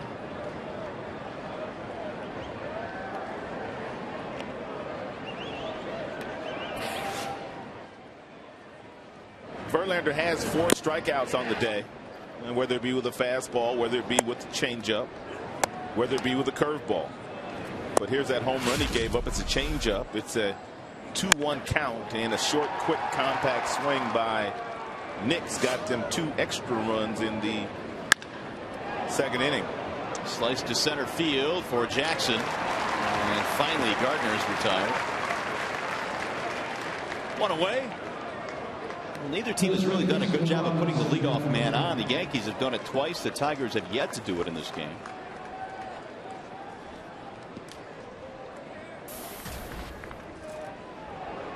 Now Robinson Cano, who hit the ball hard his last time, had a base hit, 1 for 3. You going to do your Operation DVD once again this year? Operation Opening Day DVD is on schedule. We are indeed. Thank you for mentioning that. How do you pull that off? They have not lost since you started that. It's like 5 years in a row, I think. Right. We've done it 5 straight years. The Tigers have won on opening day 5 straight years. So we'll continue to do it. What we do is we put together a DVD of opening day and send it out to our troops, Tiger fans around the world that would like a copy. And we have plans on expanding that program as well, maybe getting some veterans out to the ballpark to catch some Tigers baseball. Verlander does a lot for our veterans as well. So he does. He donates a suite to the veterans every single game. The difference is JV's pocketbook is a tad deeper than mine. I'm beginning to wonder now. I'm beginning to wonder. Here's the 2-0. Popped him up. Back toward the seats. And Pena runs out of room. Well, regardless of the pocketbook, it's an outstanding gesture. Well, thank you. That you've started. And the Tigers are cooperating with a victory on opening day, which helps. 2 balls and 1 strike. And Robinson Cano. Leadoff single by Jason Nix. He's still at first base.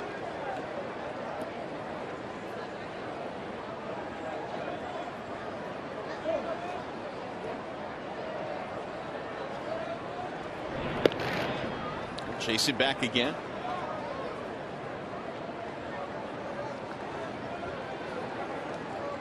Robinson Cano sitting in a 2-1 count. Verlander already 107 pitches into the game. Does he dare throw him a fastball? Little chopper hit slowly towards second. Santiago, or Infante rather, to Santiago, and a double play. Doing the change up and down the roll over. Outstanding pitch by Justin Verlander. That'll work. It's a 4-6-3.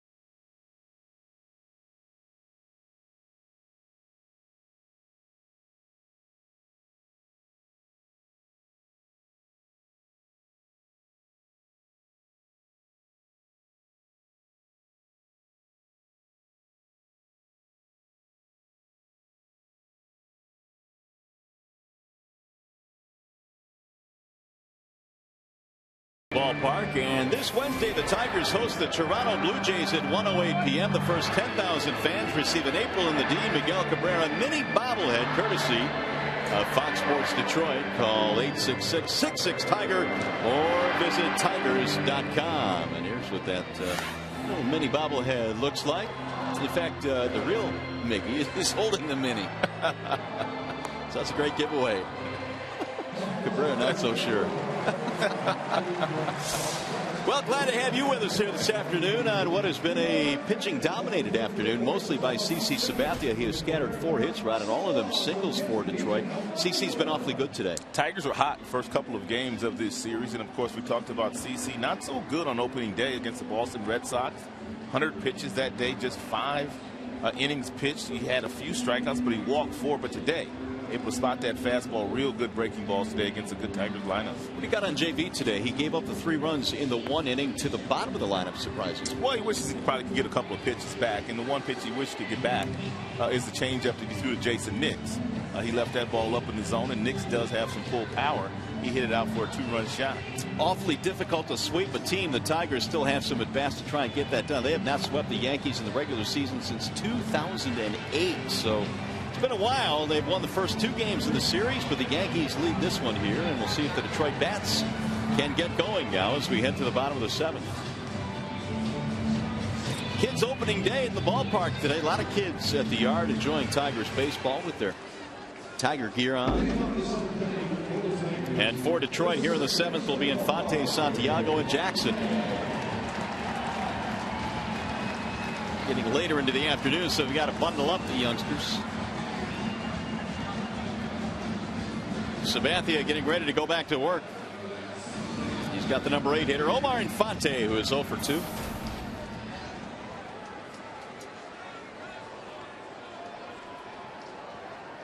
Flied out his last time up to the left fielder Vernon Wells. And it's strike 1 to Omar.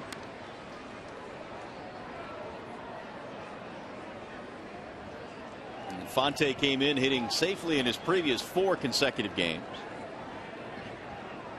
Here's the 0-1 pitch. Off the end of the bat, make it 0-2 on Infante. So Sabathia will get to the 100 plateau here in the 7th inning.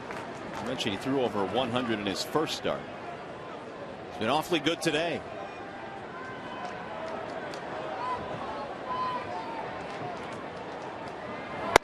Ball high, as Infante would not chase it. 1-2. Off day tomorrow for the ball club, and then Blue Jays come to town.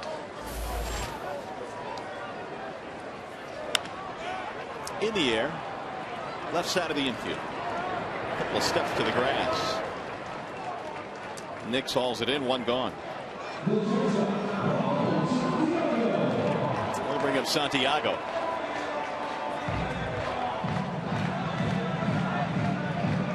Tigers had such a big day offensively yesterday, and kind of strange to see them slow down this afternoon, but you can credit Sabathia for that. Santiago 0 for 2. He's put the ball in the air twice. In fact, Wells made a sliding catch on him his first time up. Ball 1.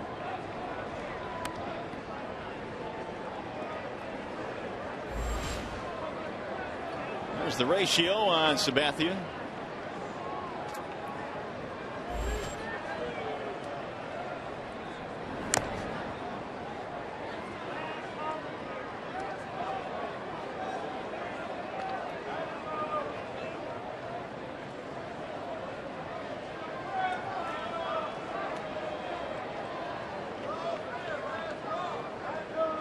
Here's the 1-1 pitch. 2 balls, 1 strike on Santiago.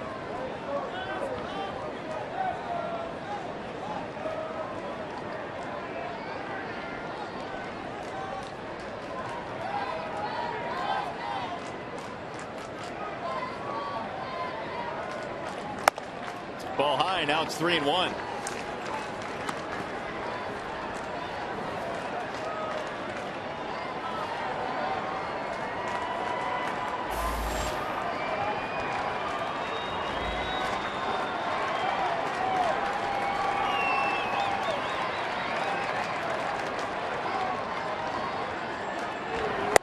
And a strike call, 3-2.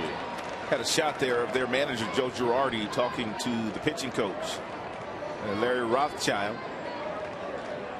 Larry Rothschild on the right there. discussing how long they're going to allow CC to go today. Larry Rothschild is a former big league manager. In fact, was the first manager in the history of the Tampa Bay Devil Rays, as they were known at that time. Real good pitching coach. Got some pitching coaches that have gone on to manage in the big leagues. Bud Black, Marcel Latchman.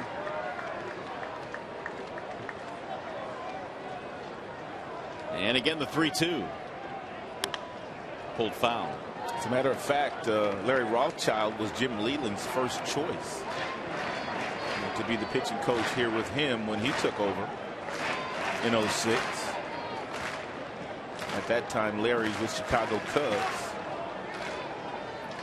In his playing days, he played briefly here in Detroit back in the early 80s. Larry was a good pitcher. He had good fastball. No, Santiago continues to battle CC Sabathia here in the 7th.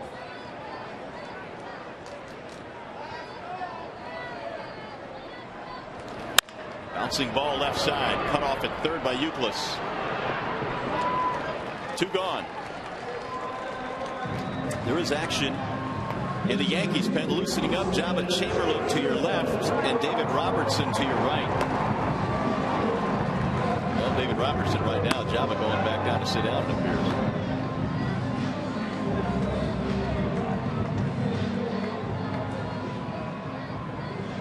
Cervelli out to the mound now with a 2-out talk as Austin Jackson steps in. AJ's been on base 2 more times in this one, 2 walks.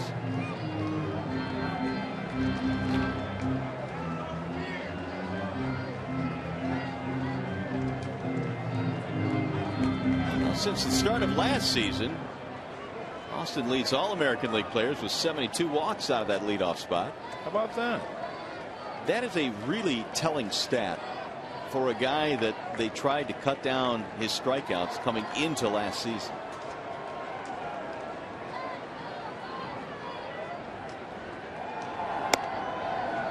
Kind of gives you an idea, too, of just how much the game has changed. Ricky Henderson, he was walking 100 times a year. Yeah. One of the best leadoff hitters of all time, if not the best leadoff hitter of all time. I would say you would be hard pressed to find someone that had a better body of work than Ricky Henderson as a leadoff hitter. He was fun to watch.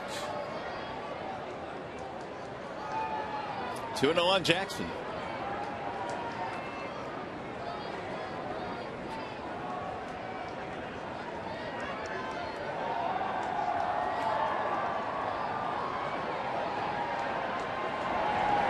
And he'll take it. It's 2-1. Jackson last year career high in homers, RBIs, batting average. Fabulous job as the Tigers leadoff man. Now the 2-1.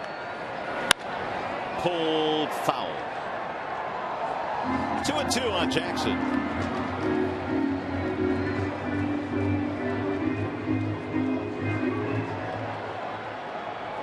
And a souvenir on kids' opening day here at the ballpark.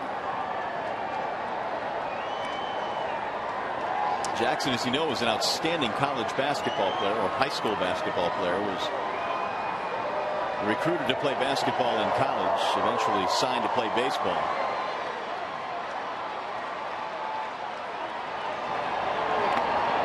Three and two. I still love the story about Jackson. He tells he was going to go to Georgia Tech to play point guard there. Illinois was actually recruiting him for baseball and basketball, and he thought, you know, Illinois might be a pretty good place to go, until he saw the baseball field in his recruiting trip, which, by the way, I think was in December.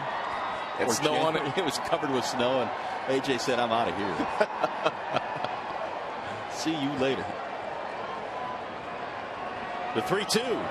Swing and a miss. And Sabathia has a 1-2-3 7th inning on their way to the 8th.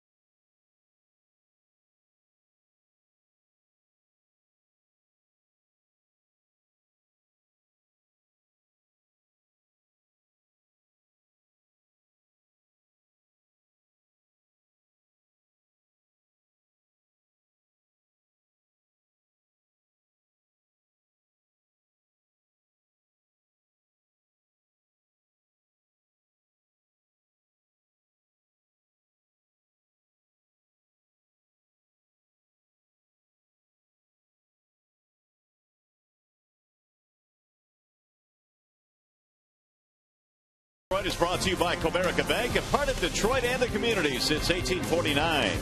Your Metro Detroit Chevy dealers. Visit ChevyDetroit.com. See why Chevy drives the Motor City. And by Wallside Windows, the official window company of Fox Sports Detroit.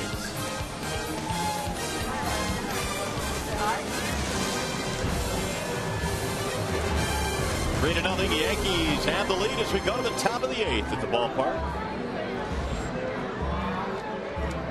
On a nice day for baseball here in the Motor City, wrapping up this 3-game series.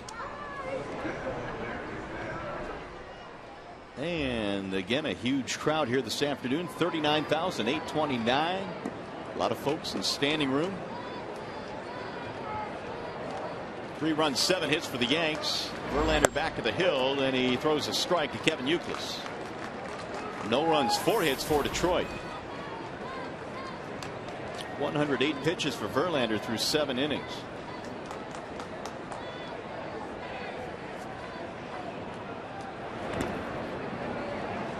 One ball, 1 strike.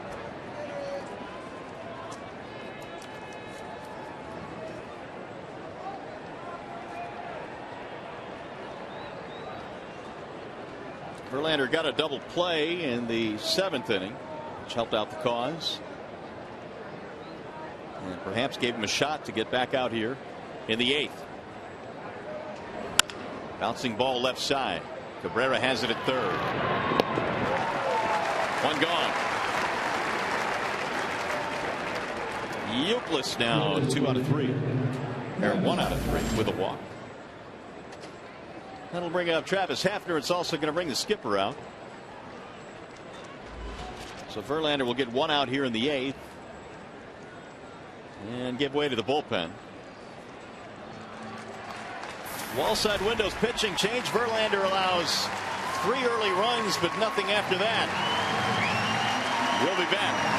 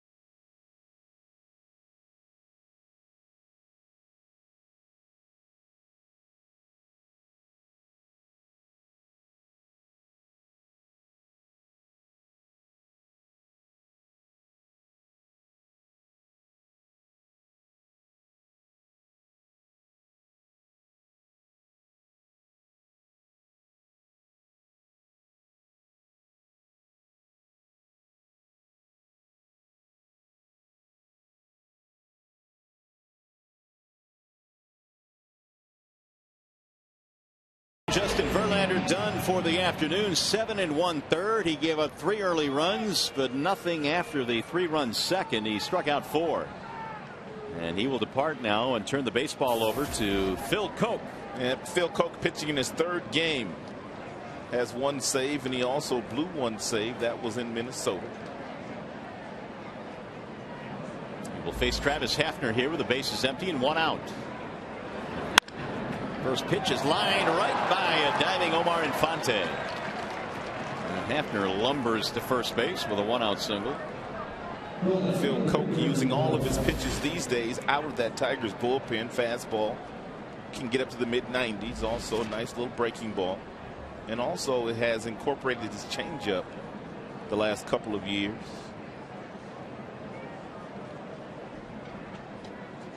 Here's Vernon Wells.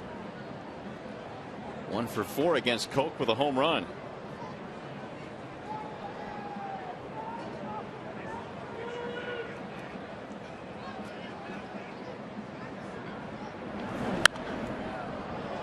We'll get back out of play. That's where you have to pitch Vernon if you want to get him out. You have to stay away from him, whether it be the fastball or whether it be the changeups. He likes to pull the baseball. If you try to get inside on him, that's when Vernon does most of his damage. Koch was dominant against the Yankees last year in the postseason. 5 2/3 scoreless innings, and he saved 2 of the 4 wins over the Yankees in the CS.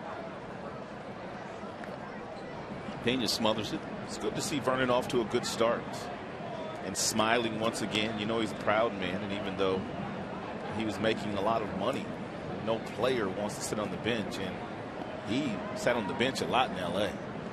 That he did, and I think the Angels picked up quite a bit of that money that was due to him with the trade. Here's the 1-1. He is known throughout the league as a really good guy, one of the nice guys in baseball. You root for guys like him. Top-notch pro, on and off the field. Have you ever seen any of that artwork that his dad does? I was about to bring that up. Yeah. When he was in Toronto, I saw some of that work. It's really very good. Swing and a miss. Nice change up there. We talked about Koch and the fact that he has incorporated that pitch the last couple of seasons. This is a good one. You can't throw a better change up than this one. Located beautifully.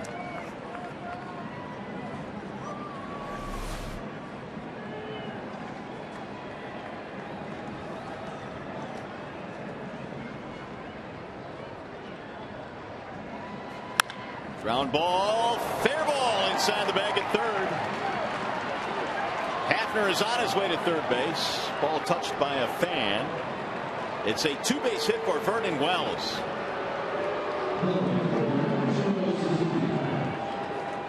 And we gave you the scouting report on Vernon Wells, the fact that he loves to pull the baseball. You can see the target there is outside.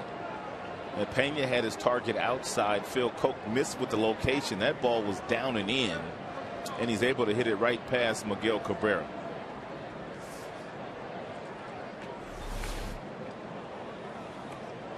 So Hafner is going to come out of the ball game. Wells has his first double this season. Eduardo Nunez, who was unable to start today, can pinch runs, so he is at third.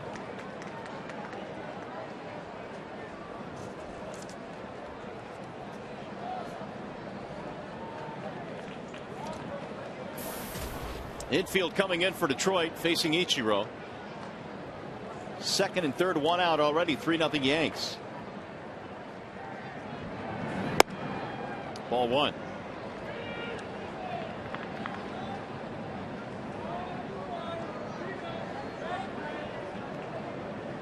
Ichiro's had nice numbers against Phil Koch. 417.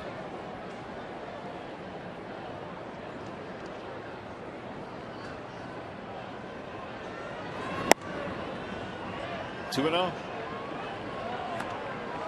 Octavio Dotel still heating in the Detroit bullpen. He was warming up earlier along with Koch.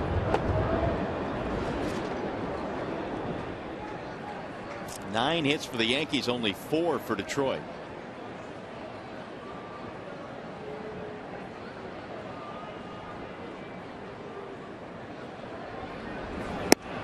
There's the strike call. 2-1. Ichiro today with an infield hit, reaching on a fielder's choice and scoring a run.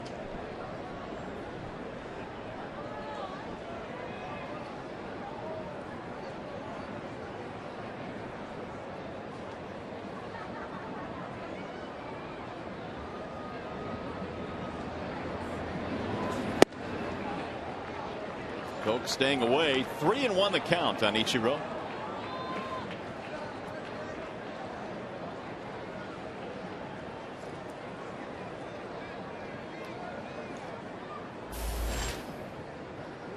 Cervelli waiting his turn on deck.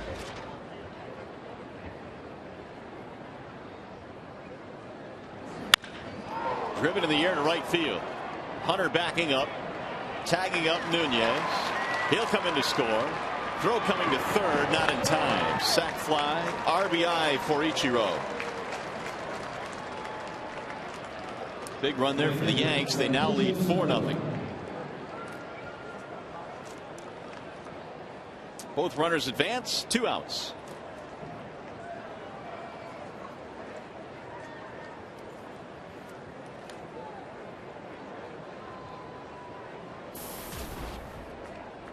Here is Cervelli. Got him on the board back in the second with the RBI double against Verlander. That made it 1-0. Later in that inning, a 2-run homer by Jason Nix.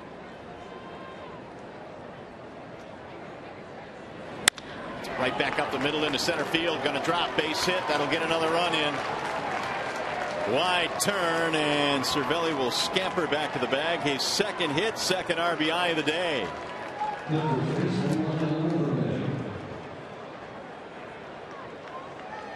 And it's 5-0 Yankees.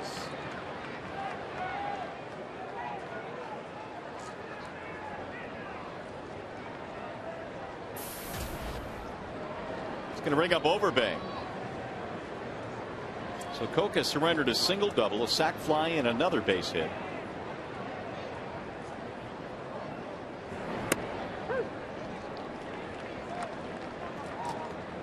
Oh, 0-1 on Overbay. 0 for 3 today. And in his career against Koch, 2 for 6 against him.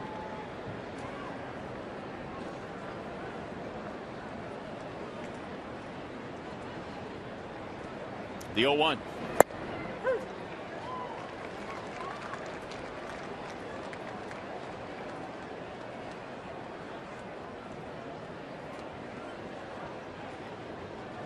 Cervelli and Nix, the 7 and 9 hitters, have done some damage today. 4 for 7. They've had nice games. 4 RBIs between them.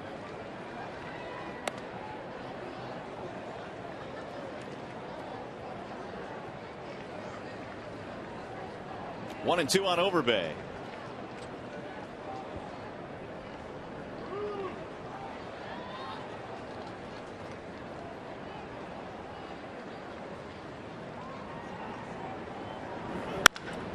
Hit hard to center field. Jackson on the move, and that is that for the Yankees.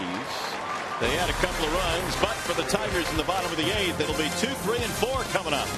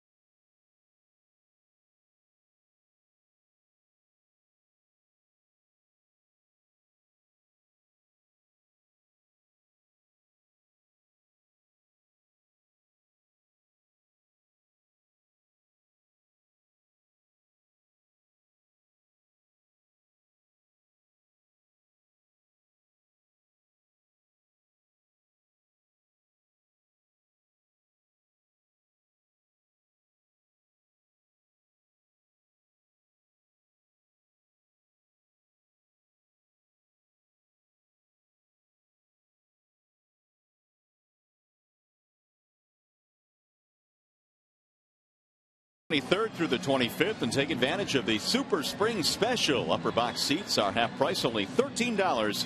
Call 866-66-TIGER or visit tigers.com. And it's been all Yankees today. They've really shackled the Tigers. CC Sabathia has been pretty good. His last 8 starts right here at Comerica Park, he was 2-5 with an ERA approaching 7, but he got after him today. He was locating his pitches beautifully at the bottom of the zone. The fastball right around 92, 93 all afternoon. He threw some outstanding breaking balls and some changeups. CC today looked about as good to me as we've seen him in a while, and it also looked like he may have taken it personal, the fact that he did not pitch well opening day against the Boston Red Sox, losing that ball game to them.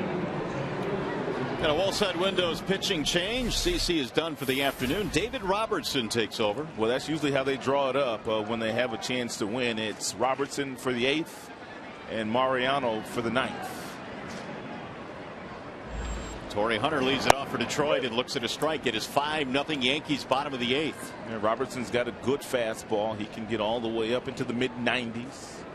Very few breaking balls. He comes right after you with heaters. Torrey shoots one foul, back out of play 0-2.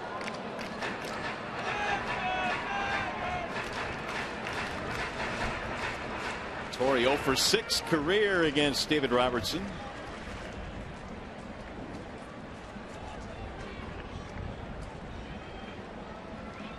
Only 4 Detroit hits today. That's it. Inside and high, 1-2. Robertson appeared in 65 games last year. Out of the bullpen, lost 7 games, but had a really good ERA of 2.67. It was the year before that, though, that really opened up some eyes. Popped up, heading back to the seats, and out of play it goes. Robertson 2 years ago in 2011 had an ERA of, get this, 1.08. Look at that. Is that good? I would say it's kind of good. 70 appearances and a 108 earned run average.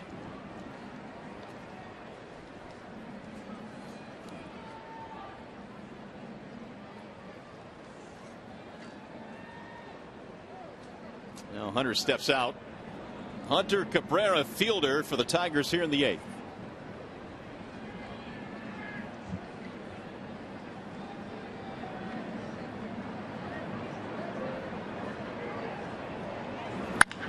Pulled on the ground at third, upping 8 up Euclid. And whistled right by him, actually. Would he hit that hard? Torrey has lightning quick hands. Robertson tried to sneak that 2-strike fastball at 90 miles an hour by Torrey Hunter inside, and he dropped a bat head on. He about killed Kevin Euclid down at third base. He drilled that ball.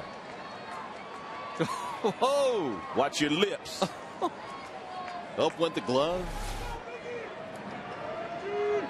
That's another multi-hit game for Torrey Hunter. That makes it 5 out of his first 6. That's what Torrey Hunter did a lot of as a very young player in Minnesota, first few years in Los Angeles. But we've watched Torrey Hunter since putting on a Tigers uniform this year and last year in LA, how he's incorporated right field into his game.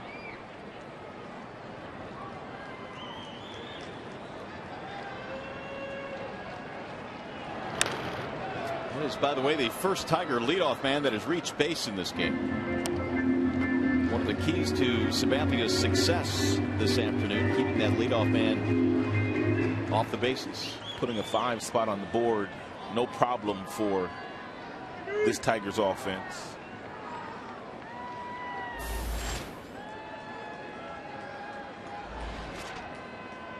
Robertson going to have to deal with the meaty part of the Tigers lineup. 3-4-5 check swing. They want the appeal. Oh, run around. Hunter Wendelstedt said you're out. I think Hunter Wendelstedt is right, and that's why you had no argument there from Cabrera. He knew it. He asked for the appeal too, which still kind of makes us scratch our head. Here's Fielder.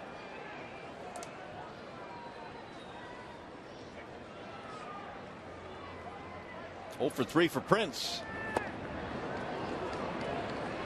Sabathia struck him out twice and then got him to ground out to second base. Sabathia dealt. Any big league pitcher that can put up zeros for 7 innings against this offense, you're dealing. Not going to happen very often. I promise you that. Yankees have doubled up the hit totals in this game, 10-5 over the Tigers.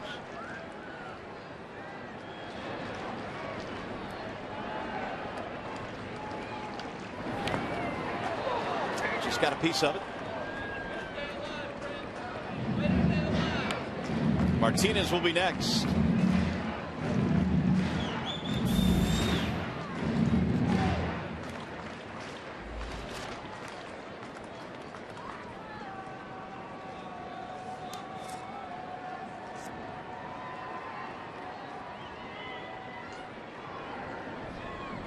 (0-2) to center field, and it'll drop. Base hit. Torrey got a good read on it, hits to third as it gets by Gardner, but not far enough. And the Tigers now have runners at first and third. The second 2-strike hit that Robertson has given up in this inning. Of course, Torrey Hunter hit his extremely hard down toward third base, and Prince, he kind of gets down on the label a little bit. He's so strong, he's able to muscle that ball in front of Gardner in center field, who played very, very deep. Torrey never stopped running, never slowed down.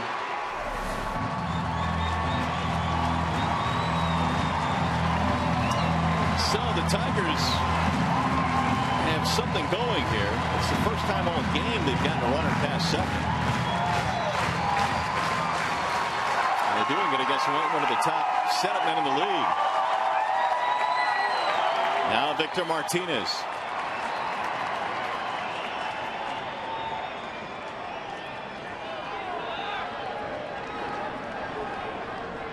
Two for 5 against Robertson.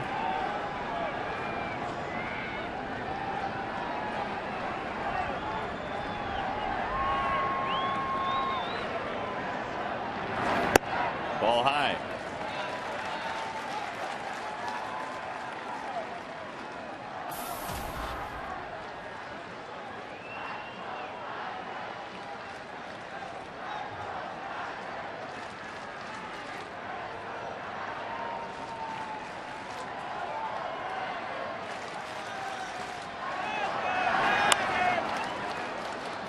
One ball and 1 strike on Victor. Again, hitting the ball hard a couple of times in this game, but 0 for 3, and now 1 for 9 in the series. Those numbers do not tell the entire story. Victor trying to come up with a big 1-out hit here in the 8th, get the Tigers on the board. Running out of time, down 5-0. Can't find it, but neither runner will advance. Hunter started the inning with a single, and then Fielder with a 1-out hit.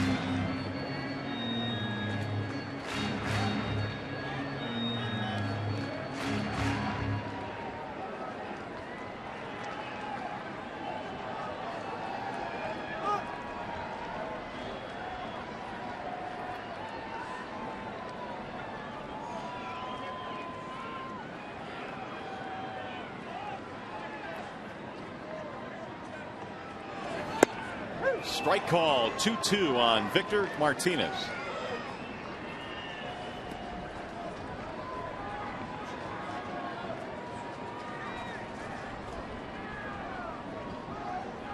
Tuiasosopo waiting on deck, but Jim Leland has Andy Dirks on his bench. He also has Alex Avila on the bench. And the 2-2 in the air, center field. Gardner coming in. He'll make the catch. Runners will tag but hold. Not deep enough. So 2 outs.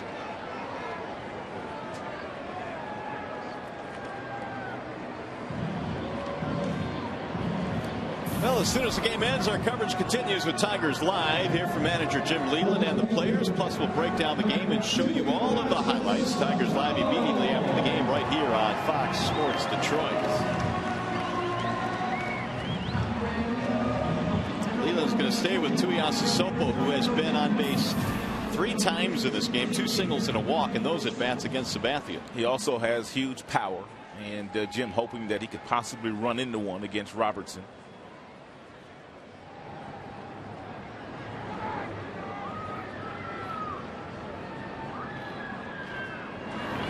And he looks at strike 1. Fastball from Robertson. I don't know for sure, but if the score was, say, 3-2 or 5-4, he probably pinch hits here for Tuiasa Sopo with Dirks or Avila.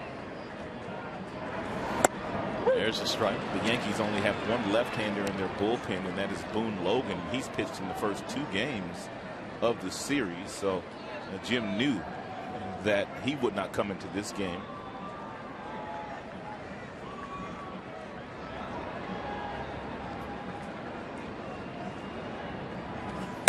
Ooh, he went after one.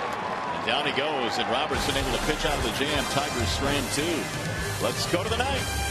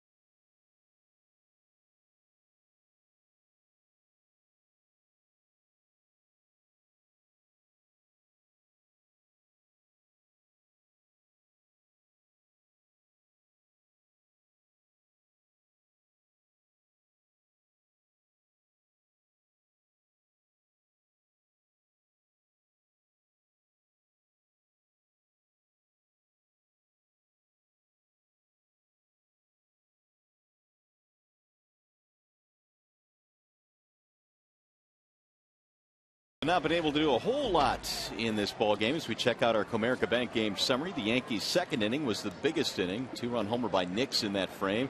3, 4, and 5 hitters for the Tigers struggling this afternoon. 1 for 12 after having a really good first 2 games in the series. And so we travel to the 9th. And it is Jason Nix leading it off for New York against the new pitcher Octavio Dotel.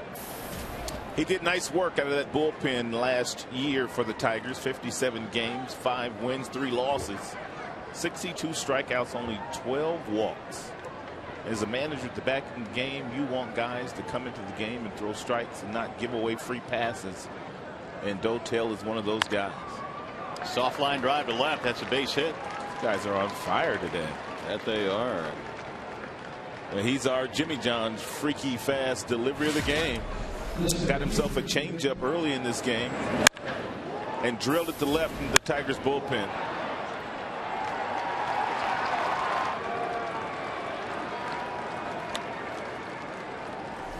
It's about that time where Jimmy John's would sound pretty good. For sure.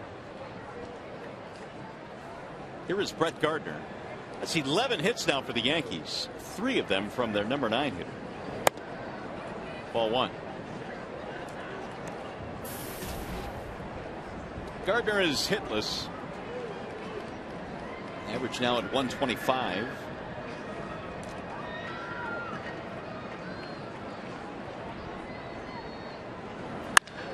Back up the middle into center. There's another hit for the Yankees. Nix is going to go to third, and they have runners at the corners. Nobody out. 12 hits now for the Yanks.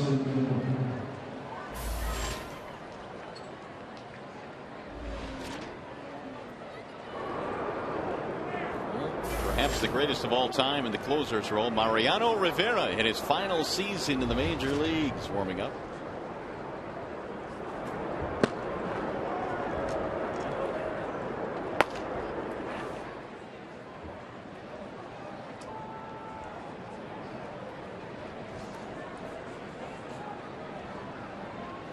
Here is Cano with the bases or runners at first and third. The infield coming in as they try and cut down any more damage. Already down 5-0 here in the 9th.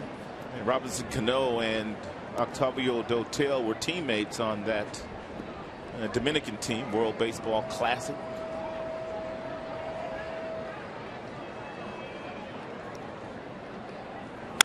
Back up the middle.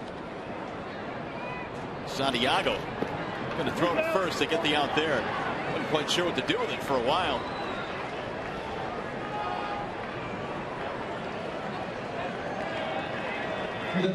One of those in-between plays. The infield's playing in, and so Omar's not there to take the feed at second base.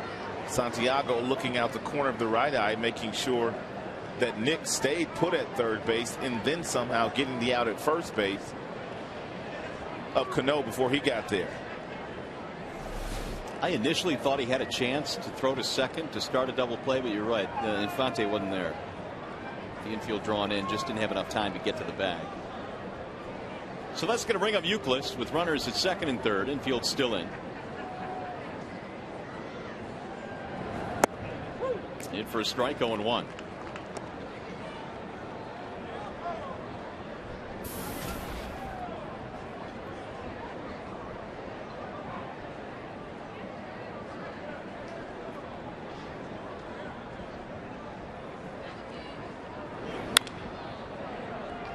Make it 0-2 on Euclid, who this afternoon has a double and a walk. Really put a charge into the Chicago White Sox last year if they acquired him from the Boston Red Sox. It had just run its course in terms of his relationship with the Red Sox.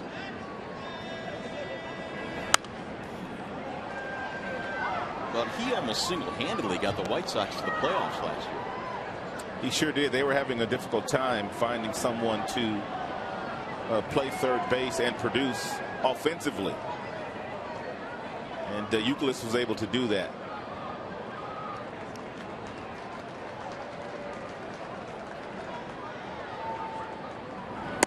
Checked it. Negative. Hunter Wendelstedt has had quite a few appeals today. 1 ball and 2 strikes. Octavio Dotel takes over for Phil Cope. Verlander went 7 1/3 this afternoon. Gave up 3 runs.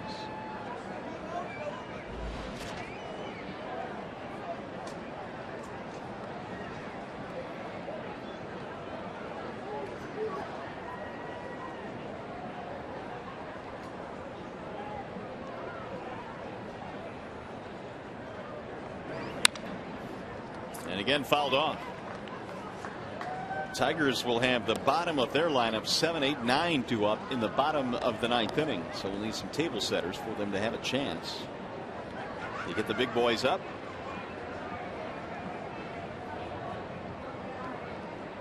But the mission right now for Dotel is to make sure this stays 5-0.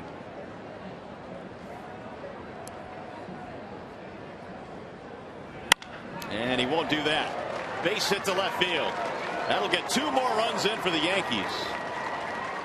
And the lead balloons to 7-0.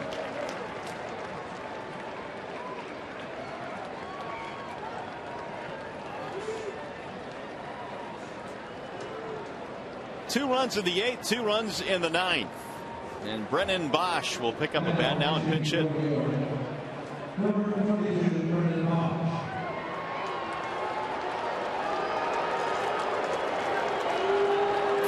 So the big series for Euclid continues. 2 more hits today, a couple of RBIs.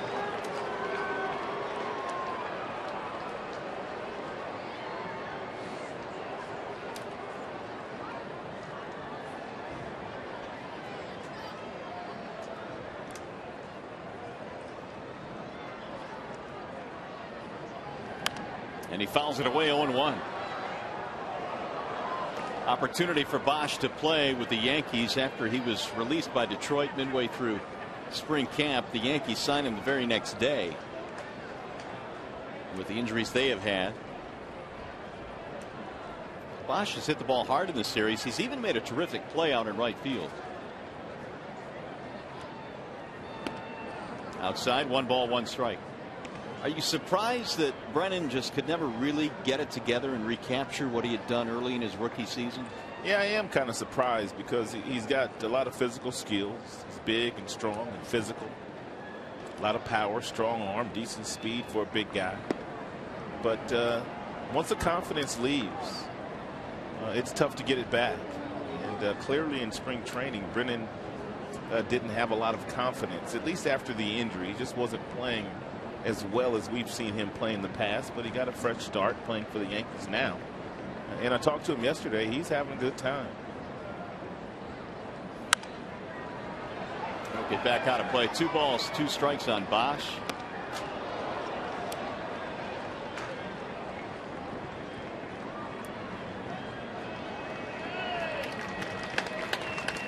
Girardi hoping to avoid the sweep at the hands of the Tigers here, and he's leading comfortably late in this game 7-0. Well, you brought it up a few innings ago how difficult it is, regardless of what the momentum feels like going into that game where you're looking to sweep. It's tough to sweep a big league team. Tigers had not done it against the Yankees since April of 2008, and unless they have a huge comeback here in the bottom of the 9th, looks like that number will stay intact. Toronto Blue Jays shut out by the Boston Red Sox today, 13-0. That offense. To the right side of the infield. 2 gone. Well, sometimes you just have to throw the numbers out the window. Sabathia's last 8 starts right here at Comerica Park, not very good. Prince sizzling hot coming into the series and into today, but CC Sabathia just made some outstanding pitches against Prince Fielder today, and Prince just didn't get it done against his former teammate in Milwaukee. That's our Bell Tire pitch by pitch. Can't do it every day, it just doesn't happen. No. Here is Vernon Wells. I'm sure after this game is over, Jim Leland and several of the Tigers in that dugout will be giving CC Sabathia a little bit of credit. He definitely got it done today, and he looked outstanding after a bit of a rocky first start for the Yankees. Since the beginning of the 2006 season, and no pitcher has won more games than Verlander. CC Sabathia second on that list.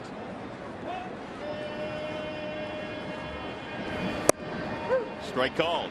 And if you go back to 2001, CC's rookie year, 191 victories, more than anybody in baseball.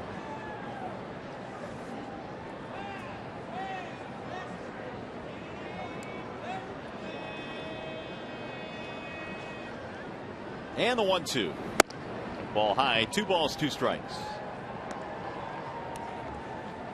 Dotel now has thrown 22 pitches in this 9th inning after taking over for Phil Coke.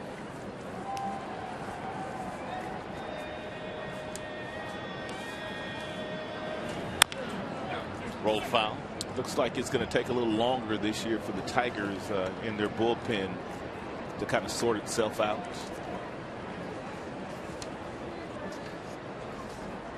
Well, they had some rough patches in Minnesota.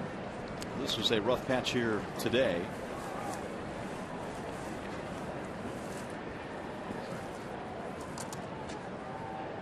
Now Dotel with the 2-2, and it's off the plate 3-2.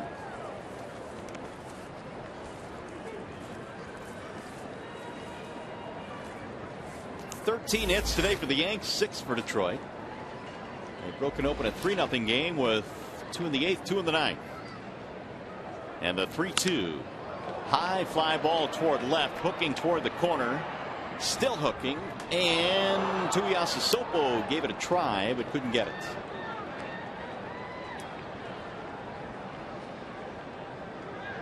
He's had to run up on that wall a couple of times in this game today. First start here at Comerica Park out in left field for Tuiasosopo.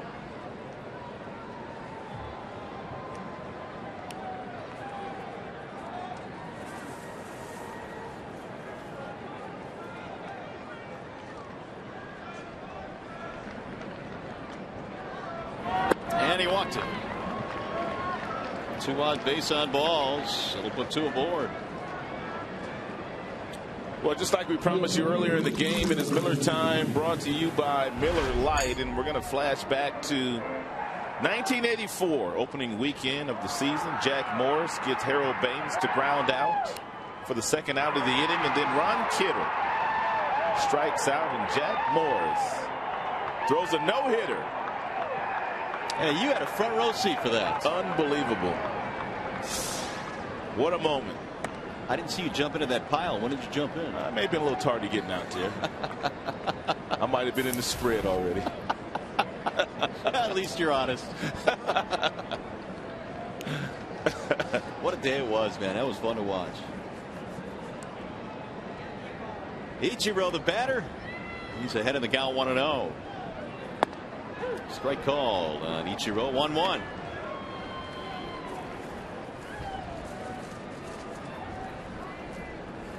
RBI and a sac fly in his last at bat. Trying to pick up 2 Yankees here with 2 outs. 2 runs already in against Dotel. Ichiro backs away, and it's a strike, 1-2. And Dotel now about to throw his 30th pitch of this inning.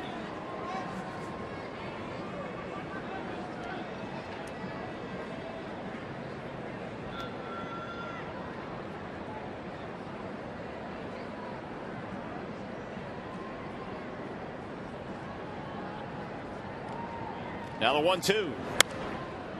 Back out of play.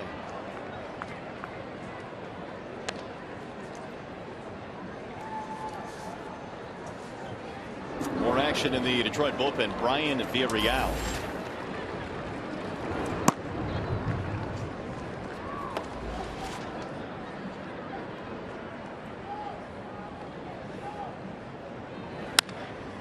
In the air toward left center field. Tuiasosopo will run it down. And that is that. 2 more runs in as we go to the bottom of the 9th.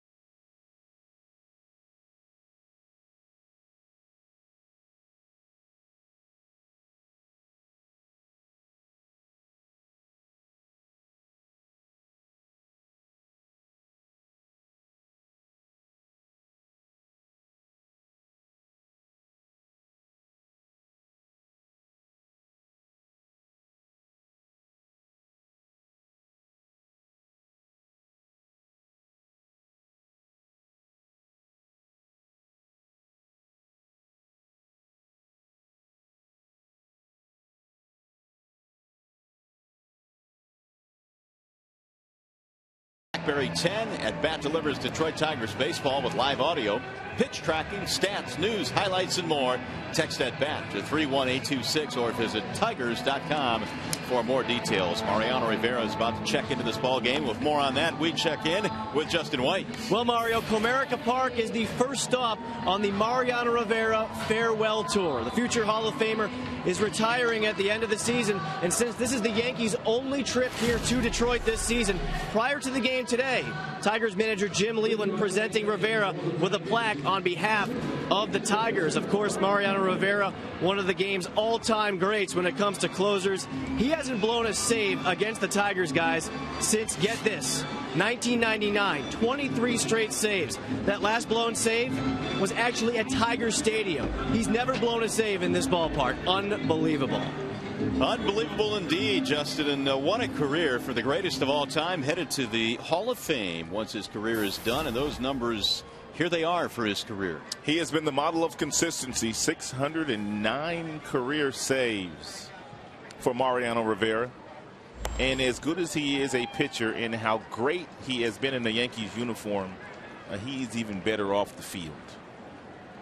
Well, not a safe situation here today, but that doesn't matter. He's getting some work in, and he has just been absolutely unbelievable with that cut fastball. There's a broken bat, one hopper to second base. Cano. Pena's out. This is where he is right now in the all-time major league ranks in each of those categories. First in all-time saves with 609. Of course, he suffered the knee injury last year. Otherwise, that probably would have been his last year. It would have been. He didn't want to go out like that, and you really can't blame him. Here's Omar Infante. He's gotten it done for the most part with one pitch, a cut fastball. He doesn't throw it nearly as hard as he used to when he was a lot younger. It was 95, 96. It's right around 89 to 91 these days, but it still has good movement.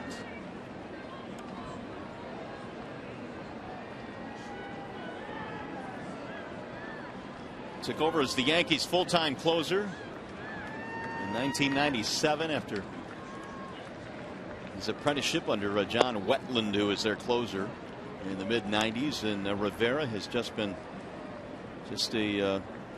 a mark of consistency year in and year out. He has saved as many as 53 in a single season. It's in the air to shallow right field, and it's going to drop, base hit off the end of the bat of Infante. Mariano has had a lot of teammates over the years that he has tried to teach that cut fastball to, but none could master it the way that he mastered it. Here are the all-time save leaders. Trevor Hoffman, the only other pitcher in Major League history to record as many as 600, along with Rivera.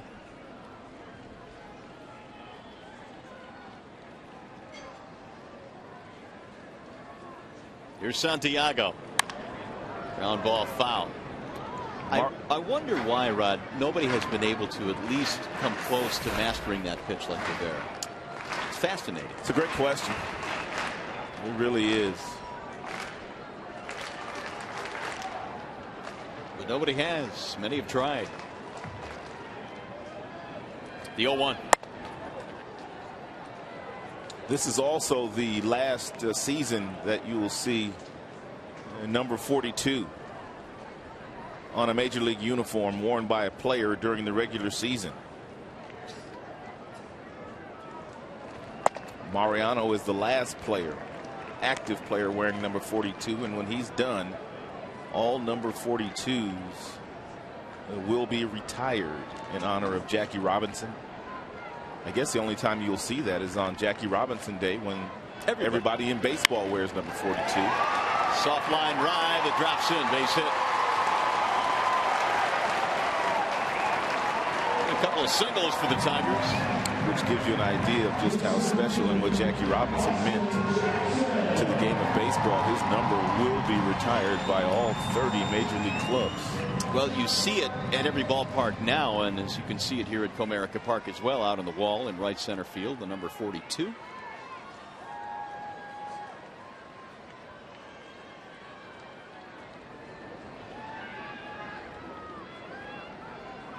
Jackson looks at a ball. Do you think that guy knew that since Rivera was coming in, we'd talk about that number 42, so he went out there and stood right in front of it? He may have. He got some major airtime. Got some TV time. He knew it. Foul down the right field line.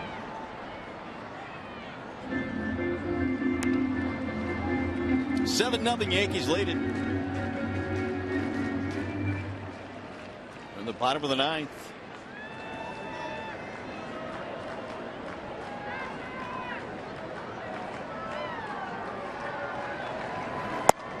Strike called.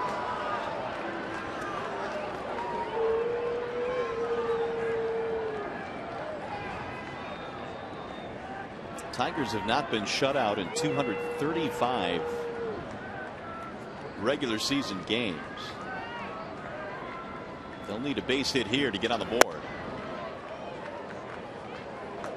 2-2 now on Austin Jackson. He's been on base 2 more times today, couple of walks.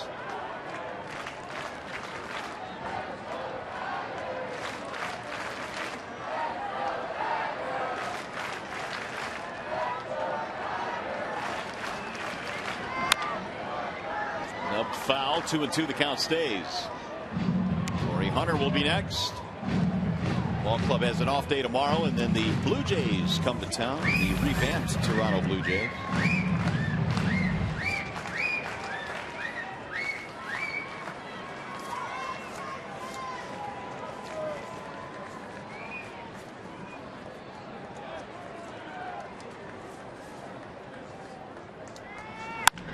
Grounded foul.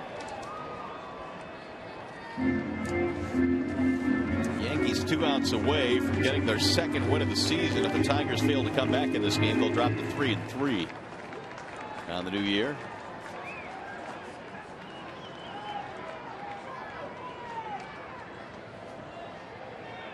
Infante and Santiago with base hits against Mariano Rivera here in the ninth. And he just missed with it. 3-2.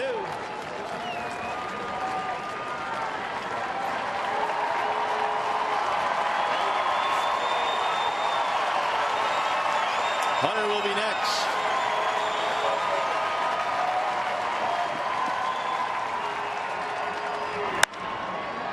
In the air, right center field. Gardner is on the run. He gets there, slides on the track. Nice running play. Fonte moves up to third. Gardner must have not known how much room he had, because he catches a baseball and then he goes into a slide, when it appeared to me that he really didn't need to leave his feet.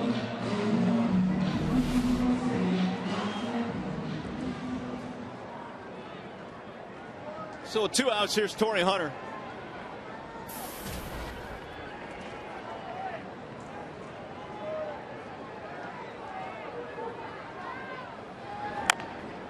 And he rolls that one foul.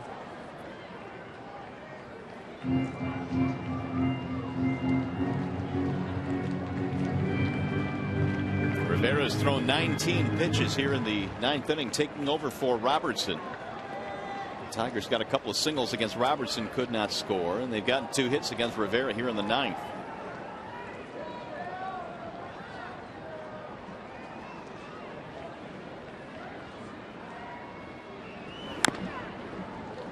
Now it's 0-2.